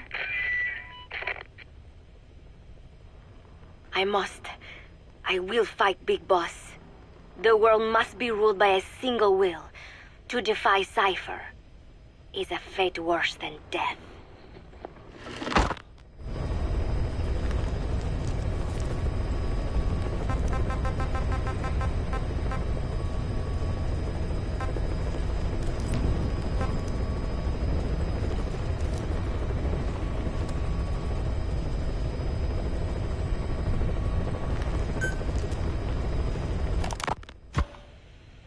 This is a one-man infiltration mission, boss. Equipment is the bare essentials. Anything else will be OSP. The target location is a prison camp on a U.S. military base. Those Marines have the place locked down tight. Your only backup will be one extraction chopper. We can't send anything else. You won't need to. Again, this is infiltration, a sneaking mission. Your #1 priority is remaining undetected. Use discretion before engaging any guards you encounter. Be mindful of their sensory perceptions: sight, sound, smell, and pain. Fortunately, these atmospheric conditions will continue until dawn. That should provide you with some cover. At least the weather's on my side. Your mission objective is to rescue Chico and Paz. According to Chico, they're both being held at an old prison facility. Recon from the intel unit supports this, so it's safe to assume that's where they are. Once you've gotten them to the RV, call in the extraction chopper. I'll monitor the situation and offer guidance from here, but you'll be the one in the field. How you handle this mission is entirely up to you, boss. Snake, yesterday we received official communication from the IAEA. It says, It has come to our attention that your organization recently purchased nuclear fuel from Uzbekistan authorities. We request permission to inspect your facilities. What a load of bullshit. Yeah, they're after Metal Gear Zeke's nuclear warhead. I'm betting this is payback from Cypher after Paz's leak. Using the UN. There's no telling how much influence they have. But the IAEA can only do inspections in countries that are party to the NPT. And we're not a country. Exactly. We haven't signed a safeguards agreement with the IAEA over peaceful nuclear use, and we're not obligated to report any nuclear material we have, nor information about any nuclear facilities. The IAEA has no authority to inspect us. But despite all that... That nuke's our last line of defense. We don't want to announce we have it until the world is preparing to wipe us off the map. Until then, we let everyone think we're just a private army with conventional firepower. What's Huey's take? That the problem's how to hide the nuke in Metal Gear. But I gotta tell you, he was all for it. I see. But there's no way we can have the IAEA poking around here. So what do? Ignore them? Send them an official letter of refusal. Say that we're a private organization and we've done nothing to attract this suspicion. You got it. We finished Zeke's waterproofing reinforcement yesterday. The day after tomorrow, we'll be done installing the main depth control tank, the compressed air tank, and the attitude control propeller pod. Huey. If the underwater test goes well, next week we'll try the 300-foot seabed depth. Drop the act, Huey. How did we end up agreeing to the nuclear inspection? Because after you sent that letter, I told them. After careful reconsideration, we agree to your request. And frankly, we should be inspected. This is our chance. If they come and go without discovering the nuke, we can tell the world we're clean. Of course, it's risky, and we'll have to make sure everything's perfect, but it'll be worth it. Huey, can they do an inspection without going through the Board of Governors? We contacted the IAEA's admin branch, and they said there's no record of us being brought up at any of the board's meetings. I'd say probably a preliminary inspection to determine whether we should be referred to the board. So it's bound to be a small inspection team, and they won't be here that long. Don't worry, leave everything to me. Has the media gotten wind of this? Yeah, 2 major Western networks want to do stories on us. I planned on saying yes. What? You want to broadcast this place to the world? That's why I agreed to the inspection. This is a golden opportunity. We can use the media to prove to the world we don't have a nuke. Besides, even if we said no, it would just be delaying the inevitable. Kaz, our hands are tied now. Start getting the place ready. Thanks, boss. Don't get the wrong idea. You set it up so that any more changes of heart will arouse suspicion, that's all. Zeke stays, but we'll have to move all other AFVs to shore.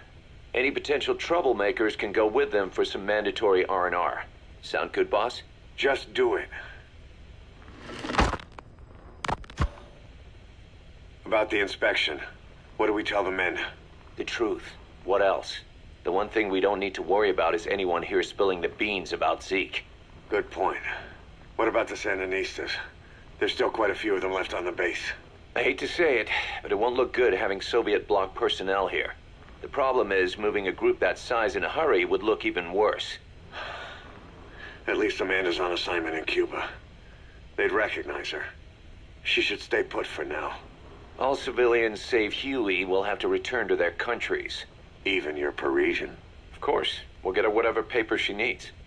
Dr. Strangelove's departure came at a perfect time. The less Zeke-related staff here, the better. Wait, she left? That's right. You were away on a mission. She left last week.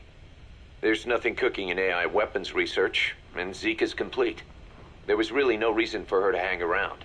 I'm surprised Huey let her go that easy. Yeah, his crush on Strangelove was never much of a secret, huh? He followed her everywhere while Zeke was in development. Boy, would she get pissed. But he does have a lot on his mind right now. I've got bigger issues to deal with. That's what he said. That's the spirit, Huey. 10 days ago, we got reports that Paz was still alive. She survived. She was rescued by Belizean fishermen who found her drifting in the Caribbean. So what's the plan? Silence her before we're compromised? No. I've got something else in mind. Our friends at Cypher suspect Paz could be a double agent. She's being held for interrogation at a camp on the southern tip of Cuba. Black site. Nice. A slice of American pie on communist soil, and out of U.S. legal jurisdiction. The upcoming inspection of Mother Base has to be connected somehow. The timing's too perfect. The UN's nuclear inspection. My guess is they're trying to corroborate Paz's leak. We're an army without a nation. Word of our capabilities gets out, and we'll have the whole world out to shut us down. Having an American private intelligence agency involved's bad news. Cypher's the ones who sent Paz to us in the first place. She knows their true nature. Right. Paz is our only link to Cypher. If she's still alive, we need her on our side. If not us, who else is gonna rescue that bitch? When do we do it? The inspection comes first. We'll deal with this afterwards. Do the men know? Word has started to spread. The information came from Cuba through Amanda. One of the base personnel used to belong to El Frente. I'll tell everyone we don't concern ourselves with the survival of enemy spies. We need them focused on the inspection. And if we get her back here and she isn't cooperative, there's still plenty of room for her in the ocean. Works for me. What about Chico? He had a chance to stop Paz from hijacking Zeke and he blew it. He's carried that guilt ever since. Kid really did care about her. Chico, it's hard to say how he'll react. Have Amanda call him out to Cuba. He shouldn't be here right now. Good idea. They haven't seen each other in a while. Little time with Big Sis and he'll forget all about you-know-who.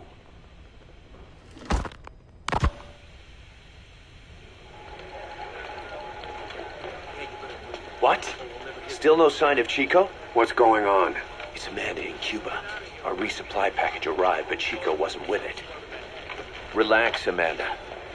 I'm sure he's just exploring Havana or something. First time in the big city. Could have gotten carried away. Cos, wait. The boat Chico was on, did it stop anywhere before it got to Havana? Yeah, it had to refuel at Santiago de Cuba. You don't think... Oh, shit. You gotta be kidding me. He does this now? It's 60 miles from Santiago to the prison camp. Chico used to cross the mountains with the older Sandinistas like it was nothing. He'll make that in 3 days. Still, even if he does find his way there... You know how reckless he can be. Chico thinks we've abandoned Paz. That's why he's doing this. We'll start by having the intel detachment in Cuba look for him. We can't let him be captured. There's some cages to the east of a big building. East an old grassy facility. That's where we are. Help me, Snake. It's a setup. We have no choice. Yeah. If Chico talks, he could blow the nuke cover up. We can't hold off until the inspection's over. When can we be ready? It'll take at least 16 hours to confirm the flight path and prep a bird. The intel unit has started reconning the area. Sounds like I'll have to miss the inspection. Boss, we'll just have to send someone else to get them out. No. I'll go. Yeah. Chico and Paz would only take orders from you anyway. We can't go taking on those Marines at the base head on. It's gotta be off the radar, and it's gotta be you. Hold down the fort, Cos. Snake, you can forget about civil liberties where you're headed. God only knows what they'd do to you if you got caught. Do not let that happen. The Cubans leased the land to the U.S. as a gesture for helping them gain independence from Spain.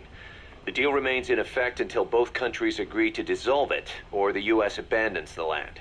That's why America still operates the base even after La Revolucion. Problem is, it's leased land. Meaning it isn't American soil, so the U.S. Constitution doesn't apply there. That allows them to withhold its civil rights protections. Yeah, that's Uncle Sam's excuse. The area was originally only for detaining refugees from countries like Cuba and Haiti. But a few years ago, the CIA and its like started using it as a black site.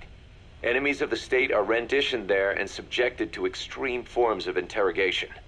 You can bet Cypher had a hand in that.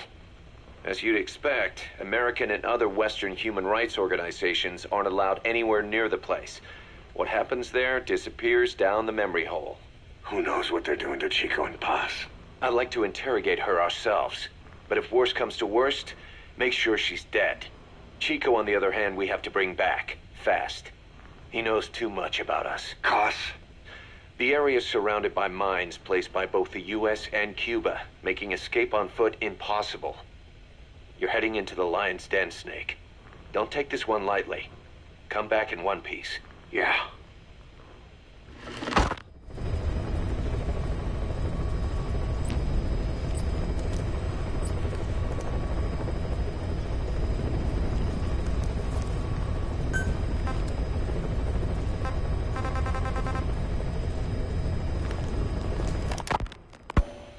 As of today, I will be living here at Mother Base.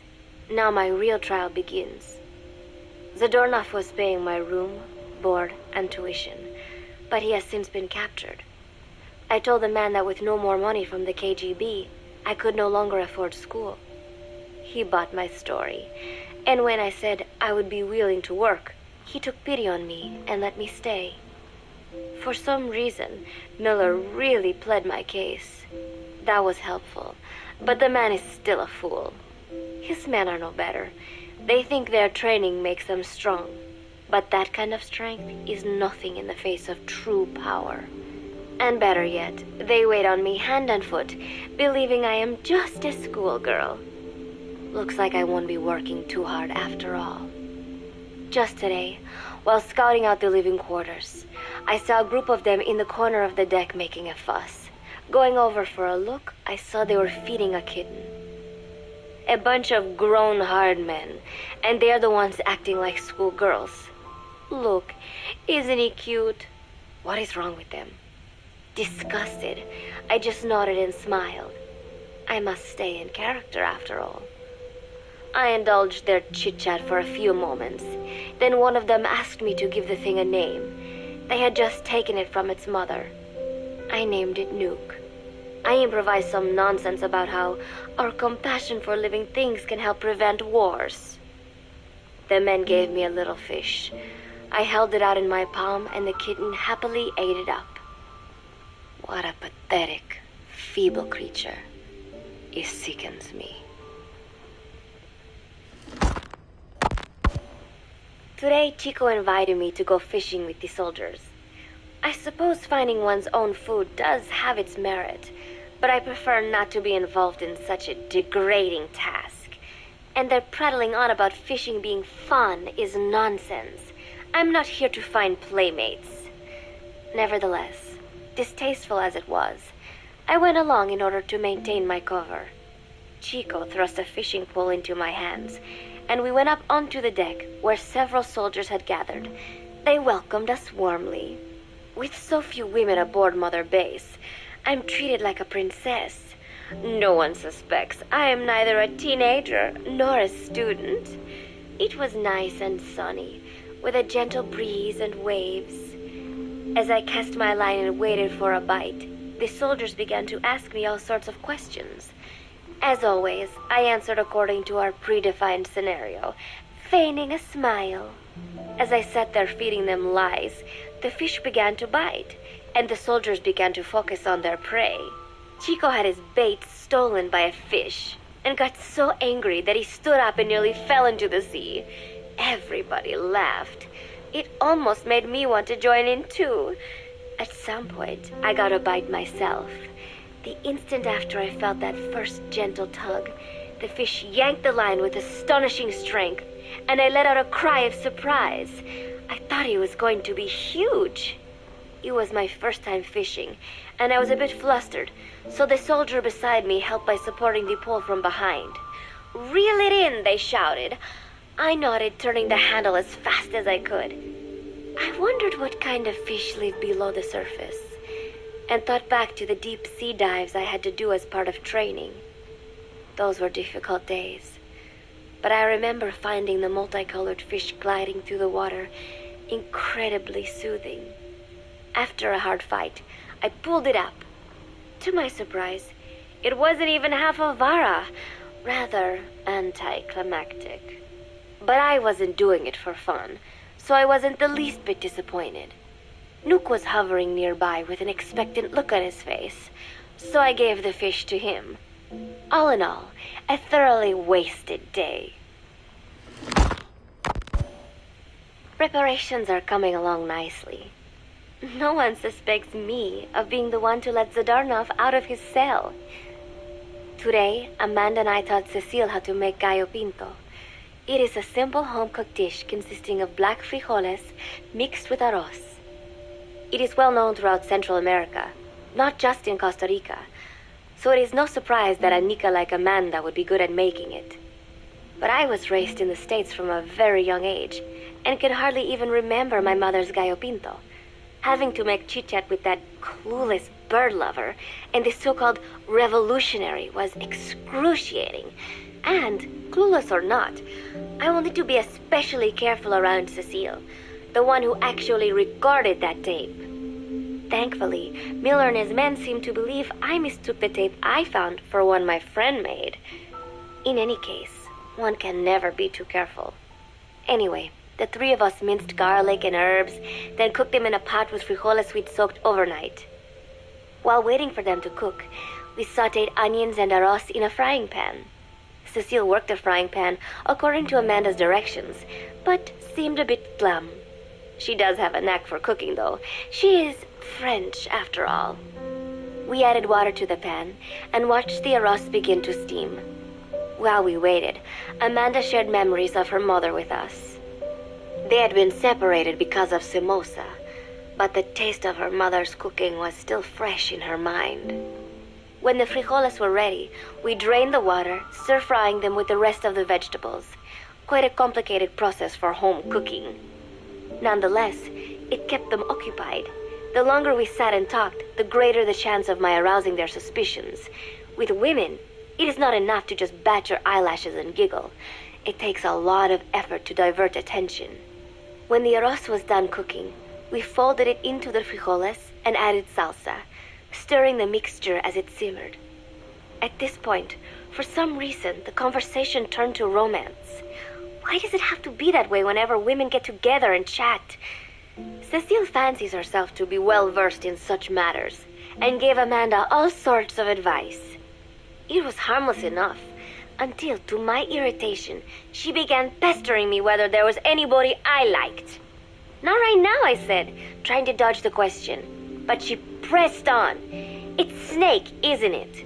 I gritted my teeth and played it coy. Maybe. Cecile nodded and giggled. He is pretty sexy, isn't he? What a ditz. It's all I can manage to just survive. The thought of romance has never once crossed my mind. I have no interest in that kind of man. Soon enough, a rich aroma began to fill the room. The gallo pinto was ready. New came over and rubbed up against our legs, looking for a handout. Unfortunately, it was not the kind of food a cat would like. We let a few of the soldiers have a bite, and then headed off to the mess hall. The home-cooked flavor we'd achieved was a big hit with the men of MSF. Not that we are trying to impress them or anything. Even I could manage a dish like that. Snake enjoyed it too. Let me make this absolutely clear. I have no interest in that man. Football, or soccer as it is known in the States, is extremely popular here. It has not caught on yet in the US, but it has legions of rabid fans all across Latin America. These fans can get so rowdy that it is commonly believed El Salvador and Honduras went to war in 1969 over scuffles in a soccer match. In reality, tensions between the two countries were already high. The match was merely one of the sparks that set them off. But these people are so passionate about this sport that the story seems plausible. Predictably, many of the soldiers here are fans. They have apparently divided themselves into Costa Rican and Nicaraguan teams and started playing each other. To play, you need a ball and 2 goals.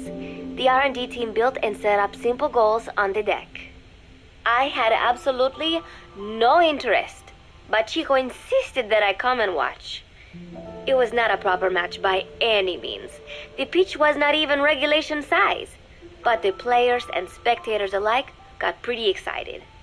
They banged empty cans and shouted cheers through the handmade megaphones. It almost felt like carnival.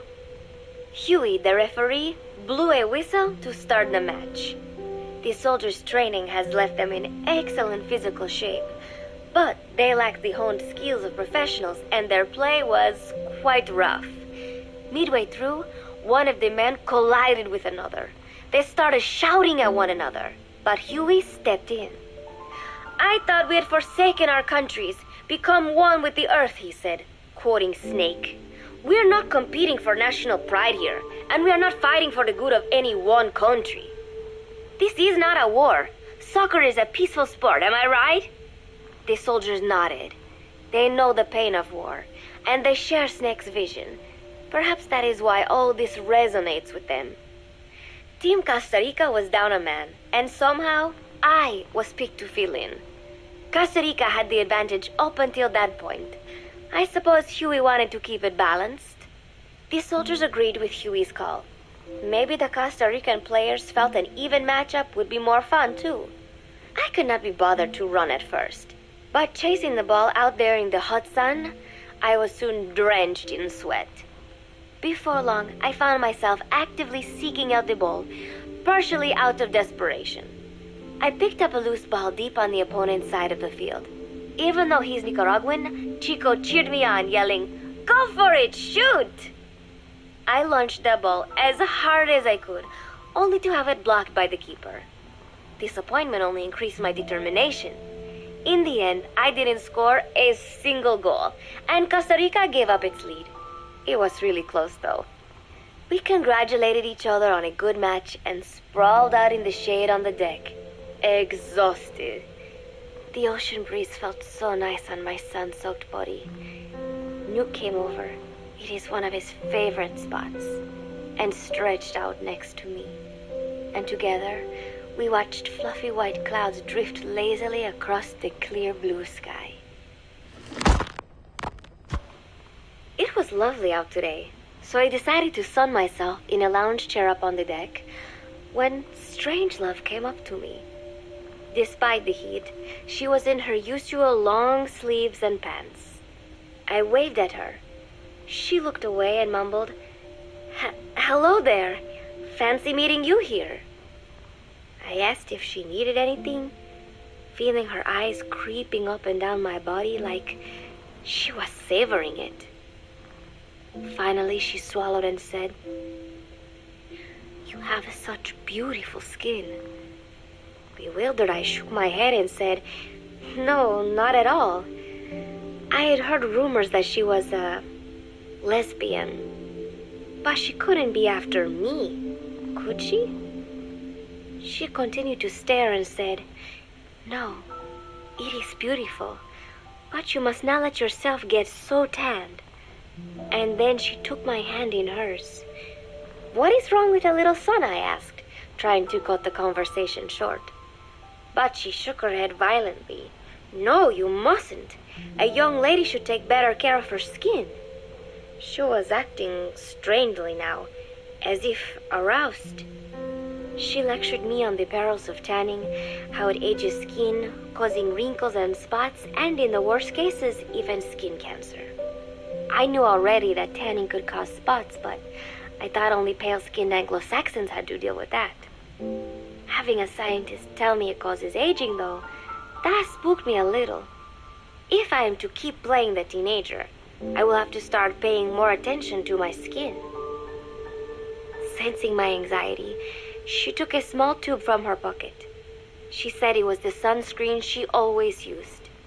She told me to keep it. I didn't know what to say.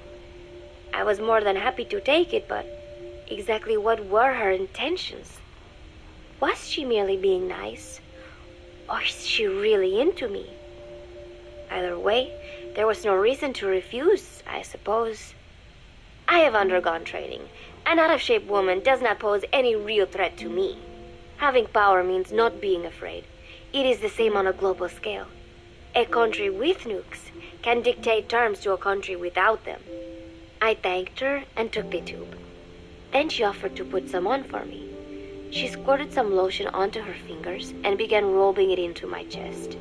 It happened so suddenly, and I was so taken aback that I did not even think to protest. She caressed my stomach with her long white fingers. then slid them upwards between my bikini-clad breasts. What? Wait, I sputtered as her moist eyes met mine. She was beautiful.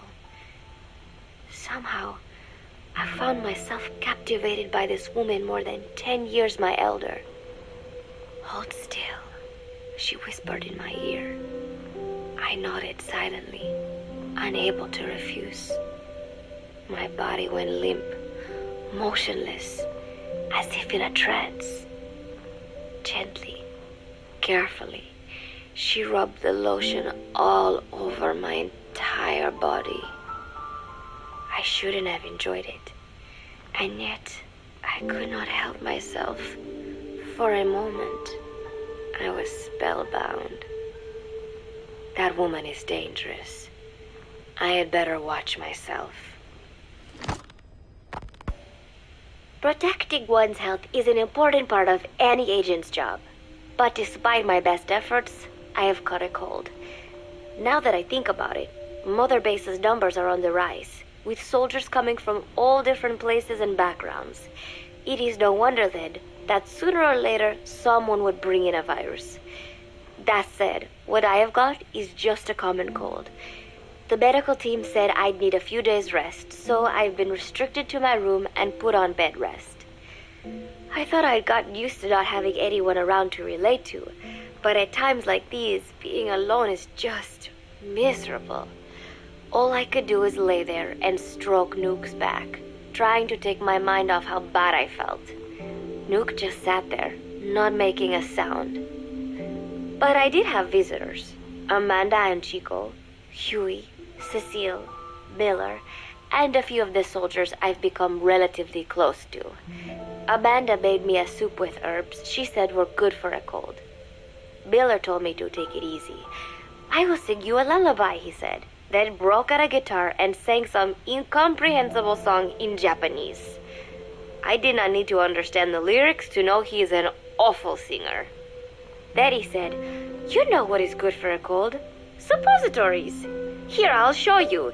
He began to take off his pants, so I threw my tissue box at him to make him go away. Then Strangelove showed up, saying she had some miracle Indian cure. "It has got eucalyptus extract," she said. "It works best if you rub it into your chest." And then she tried to take off my nightshirt. I whacked her with my pillow, and I got rid of her. Chico brought me a little flower in a cup. It had been growing in a little bit of earth that probably found its way on board, stuck to something else. "I found this on the deck. Here, you can have it." He tried to act nonchalant, but I am pretty sure he's got a crush on me. None of them understand. If they thought these little visits would cheer me up, they were wrong. Tonight, Snake himself came to my room. Like the rest, he believes I am just a schoolgirl and treats me as such. "Why did you abandon your country?" I asked him. "Why create the MSF?" Of course, I knew the answers already, but I wanted to hear it from him. As I had imagined, he was not exactly forthcoming. All he would say is that his country abandoned him because all he could do was fight, and that is why he needed the MSF, because that is all he is any good for. Then he said, "Fighting is the only thing I understand, but that does not mean I have got a grudge against those who believe in peace. I am not one of them, and I do not believe in peace. Conflict is in man's nature. We fight our enemies in order to survive. Maybe we are not so different after all, he and I. But that is exactly why I'm going to have to kill him, or else he will have to kill me. When I stop and think about this wretched existence, being killed by a man like that suddenly does not seem like such a bad thing." Every month, Mother Base throws a party for all the soldiers whose birthdays fall in that month. There is something strange about a military organization having parties. Really though, it is just an excuse to drink and make noise. It is not easy to get alcohol on a fortress in the middle of the ocean. Most days they are training from dawn till dusk. They do not have time for things like drinking. That is why Snake and Miller came up with the idea to give everyone a chance to let loose. Obviously, a bunch of boors like that are not going to bother with blowing out candles on a cake. Rather, they sit there in a cloud of cigarette smoke, drink beer, eat meat, tell tasteless jokes, and swap crude insults about one another's hometowns. But it hardly ever breaks out into something serious. They talk up a storm, but they're just having fun. It is funny. You have got members of FSLN rubbing shoulders with the UCLAs, people who once would have considered the other mortal enemies. I wonder if that is what makes Big Boss so popular. In leaving their countries behind, they leave their hatred for other countries too. Miller seemed a little protective of me. Hope they're not being too crude, he said. But soon enough, he too was drunk. He yelled, "Come here and take a look at the real Kazuhira Miller," then dropped his pants and mooned everybody. The other soldiers burst out laughing. I have never seen such a crude, ridiculous party before. And yet, all these people, laughing and acting the fool. Is this what they call peace? For some reason, I began to think about all that has happened since I came here. Fishing with Chico, cooking with Amanda and Cecile, playing soccer, having visitors when I caught a cold. When I stop and think about it, my time here has been the most peaceful of my life. But that is about to end. I cannot imagine he will be willing to negotiate. It seems I am to fight the legendary Big Boss. I do not know if I'll be able to beat him. But if I have to choose between death and defying Cypher, I will gladly choose death. The thought of dying does not scare me. But if I disobey my orders, the fear and despair awaiting me will be far worse than anything I can imagine. It was Cypher who took me in as an orphan, gave me food and a place to live. His orders may have been unreasonable, but I will never repay my debt entirely. It seems I have no choice. I must fight this man. I must fight Snake. Do you know Miller, Snake's right-hand man? Apparently has got at least one serious weakness. He is an insatiable womanizer. He does not bother me, most likely because he considers teenagers off limits. But he has hit on every single one of the few female soldiers here at Mother Base. They ought to be telling him where to stick it, but end up falling for it so easily. I think some of it stems from the fact that he is actually not that bad looking. Anyway, today, that nasty habit got him in trouble. He and Snake got into one of their rare fights, and I was there to see it. They burst out of the showers, completely naked, trading punches. I am no child. The sight of a naked man does not make me blush, but this was something else. "Maybe this'll teach you," Snake yelled as he slammed his fists into Miller's chest.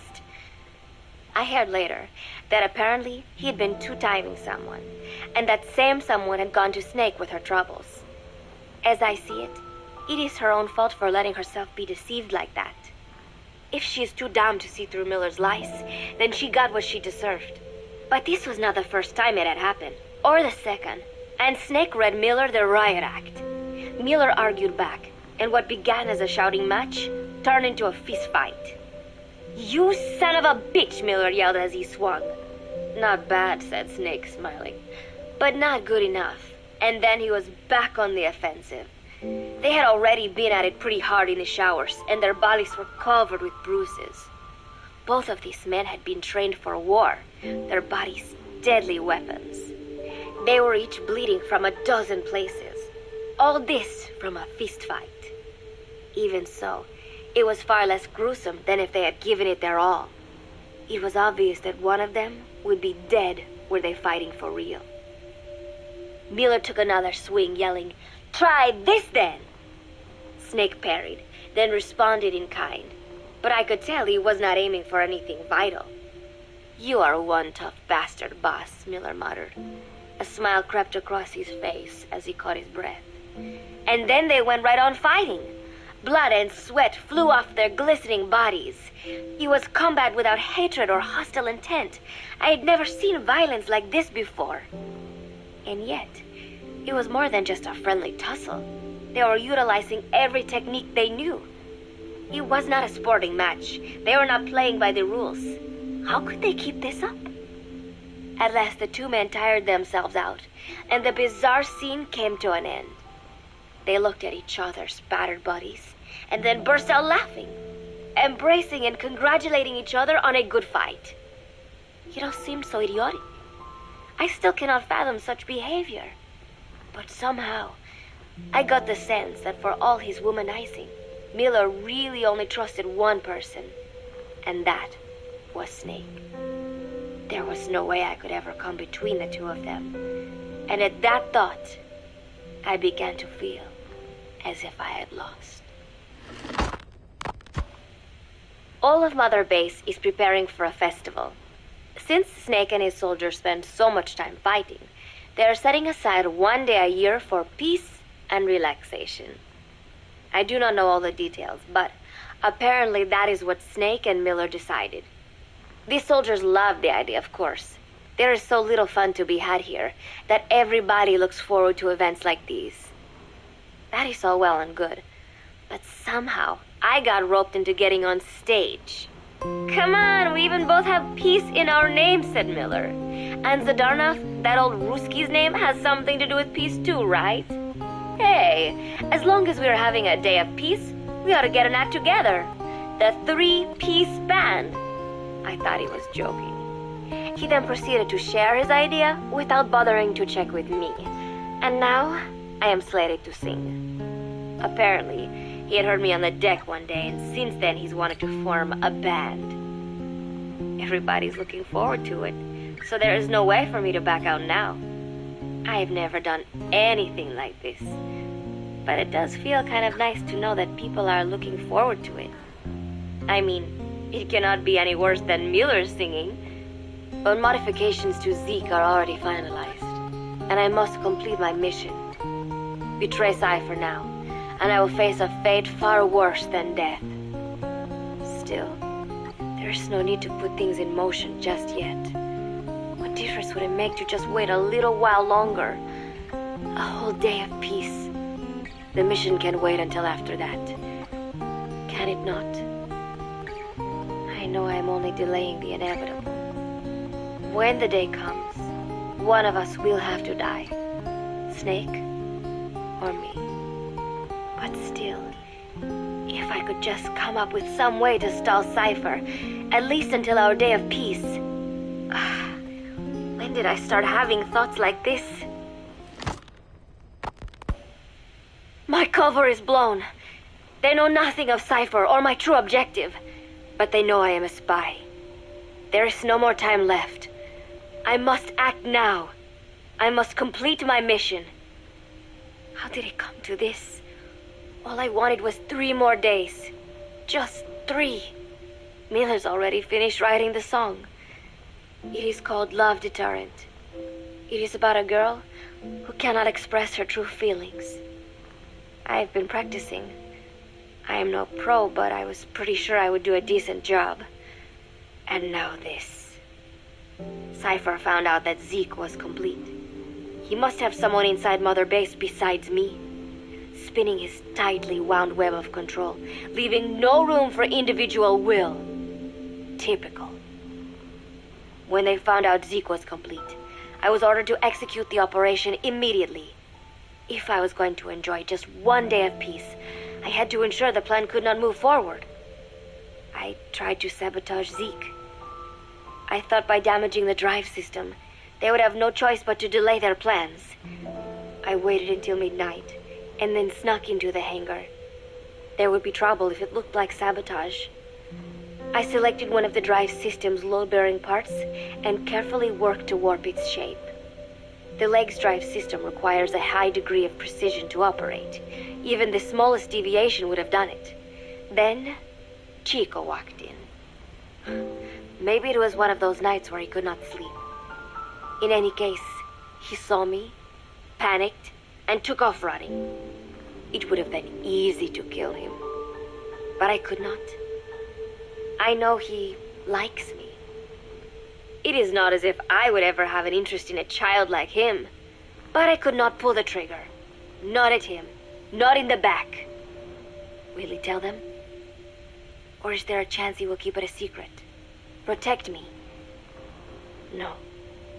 He knows now. Knows I am not who he thought I was. He ran without even questioning what I was doing. There is no chance he does not know. And soon, all I have built here will end. And if Cypher has another agent among them, if he finds out I tried to sabotage Zeke, this place will no longer be my heaven. Then it is settled. I make my move now.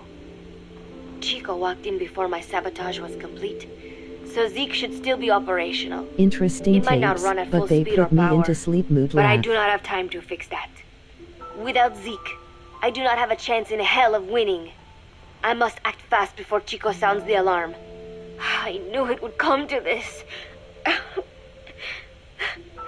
I just did not think it would be so soon. It is time, Zeke. Metal Gear Zeke. Activate.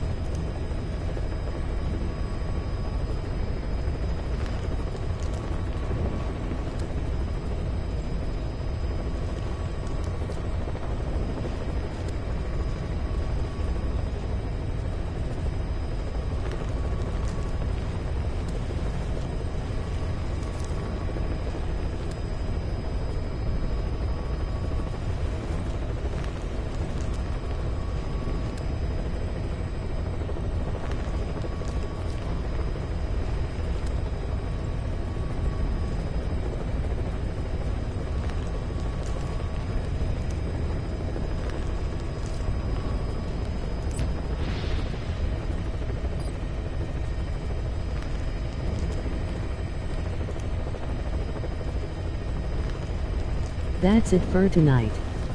I've got to go now. Thanks for watching chatting. Have a good one, take care and see you guys later.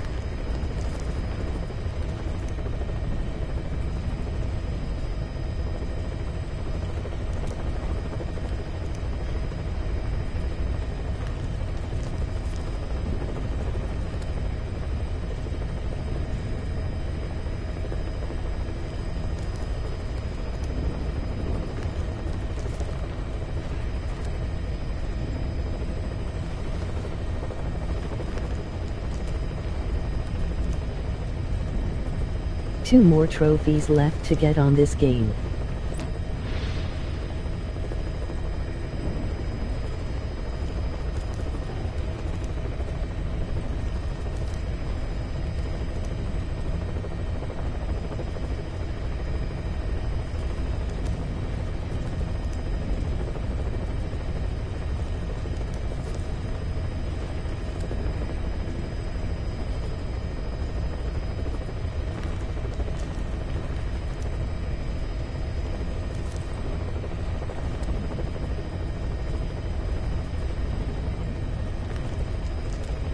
Alright, good night morning, I got to go now.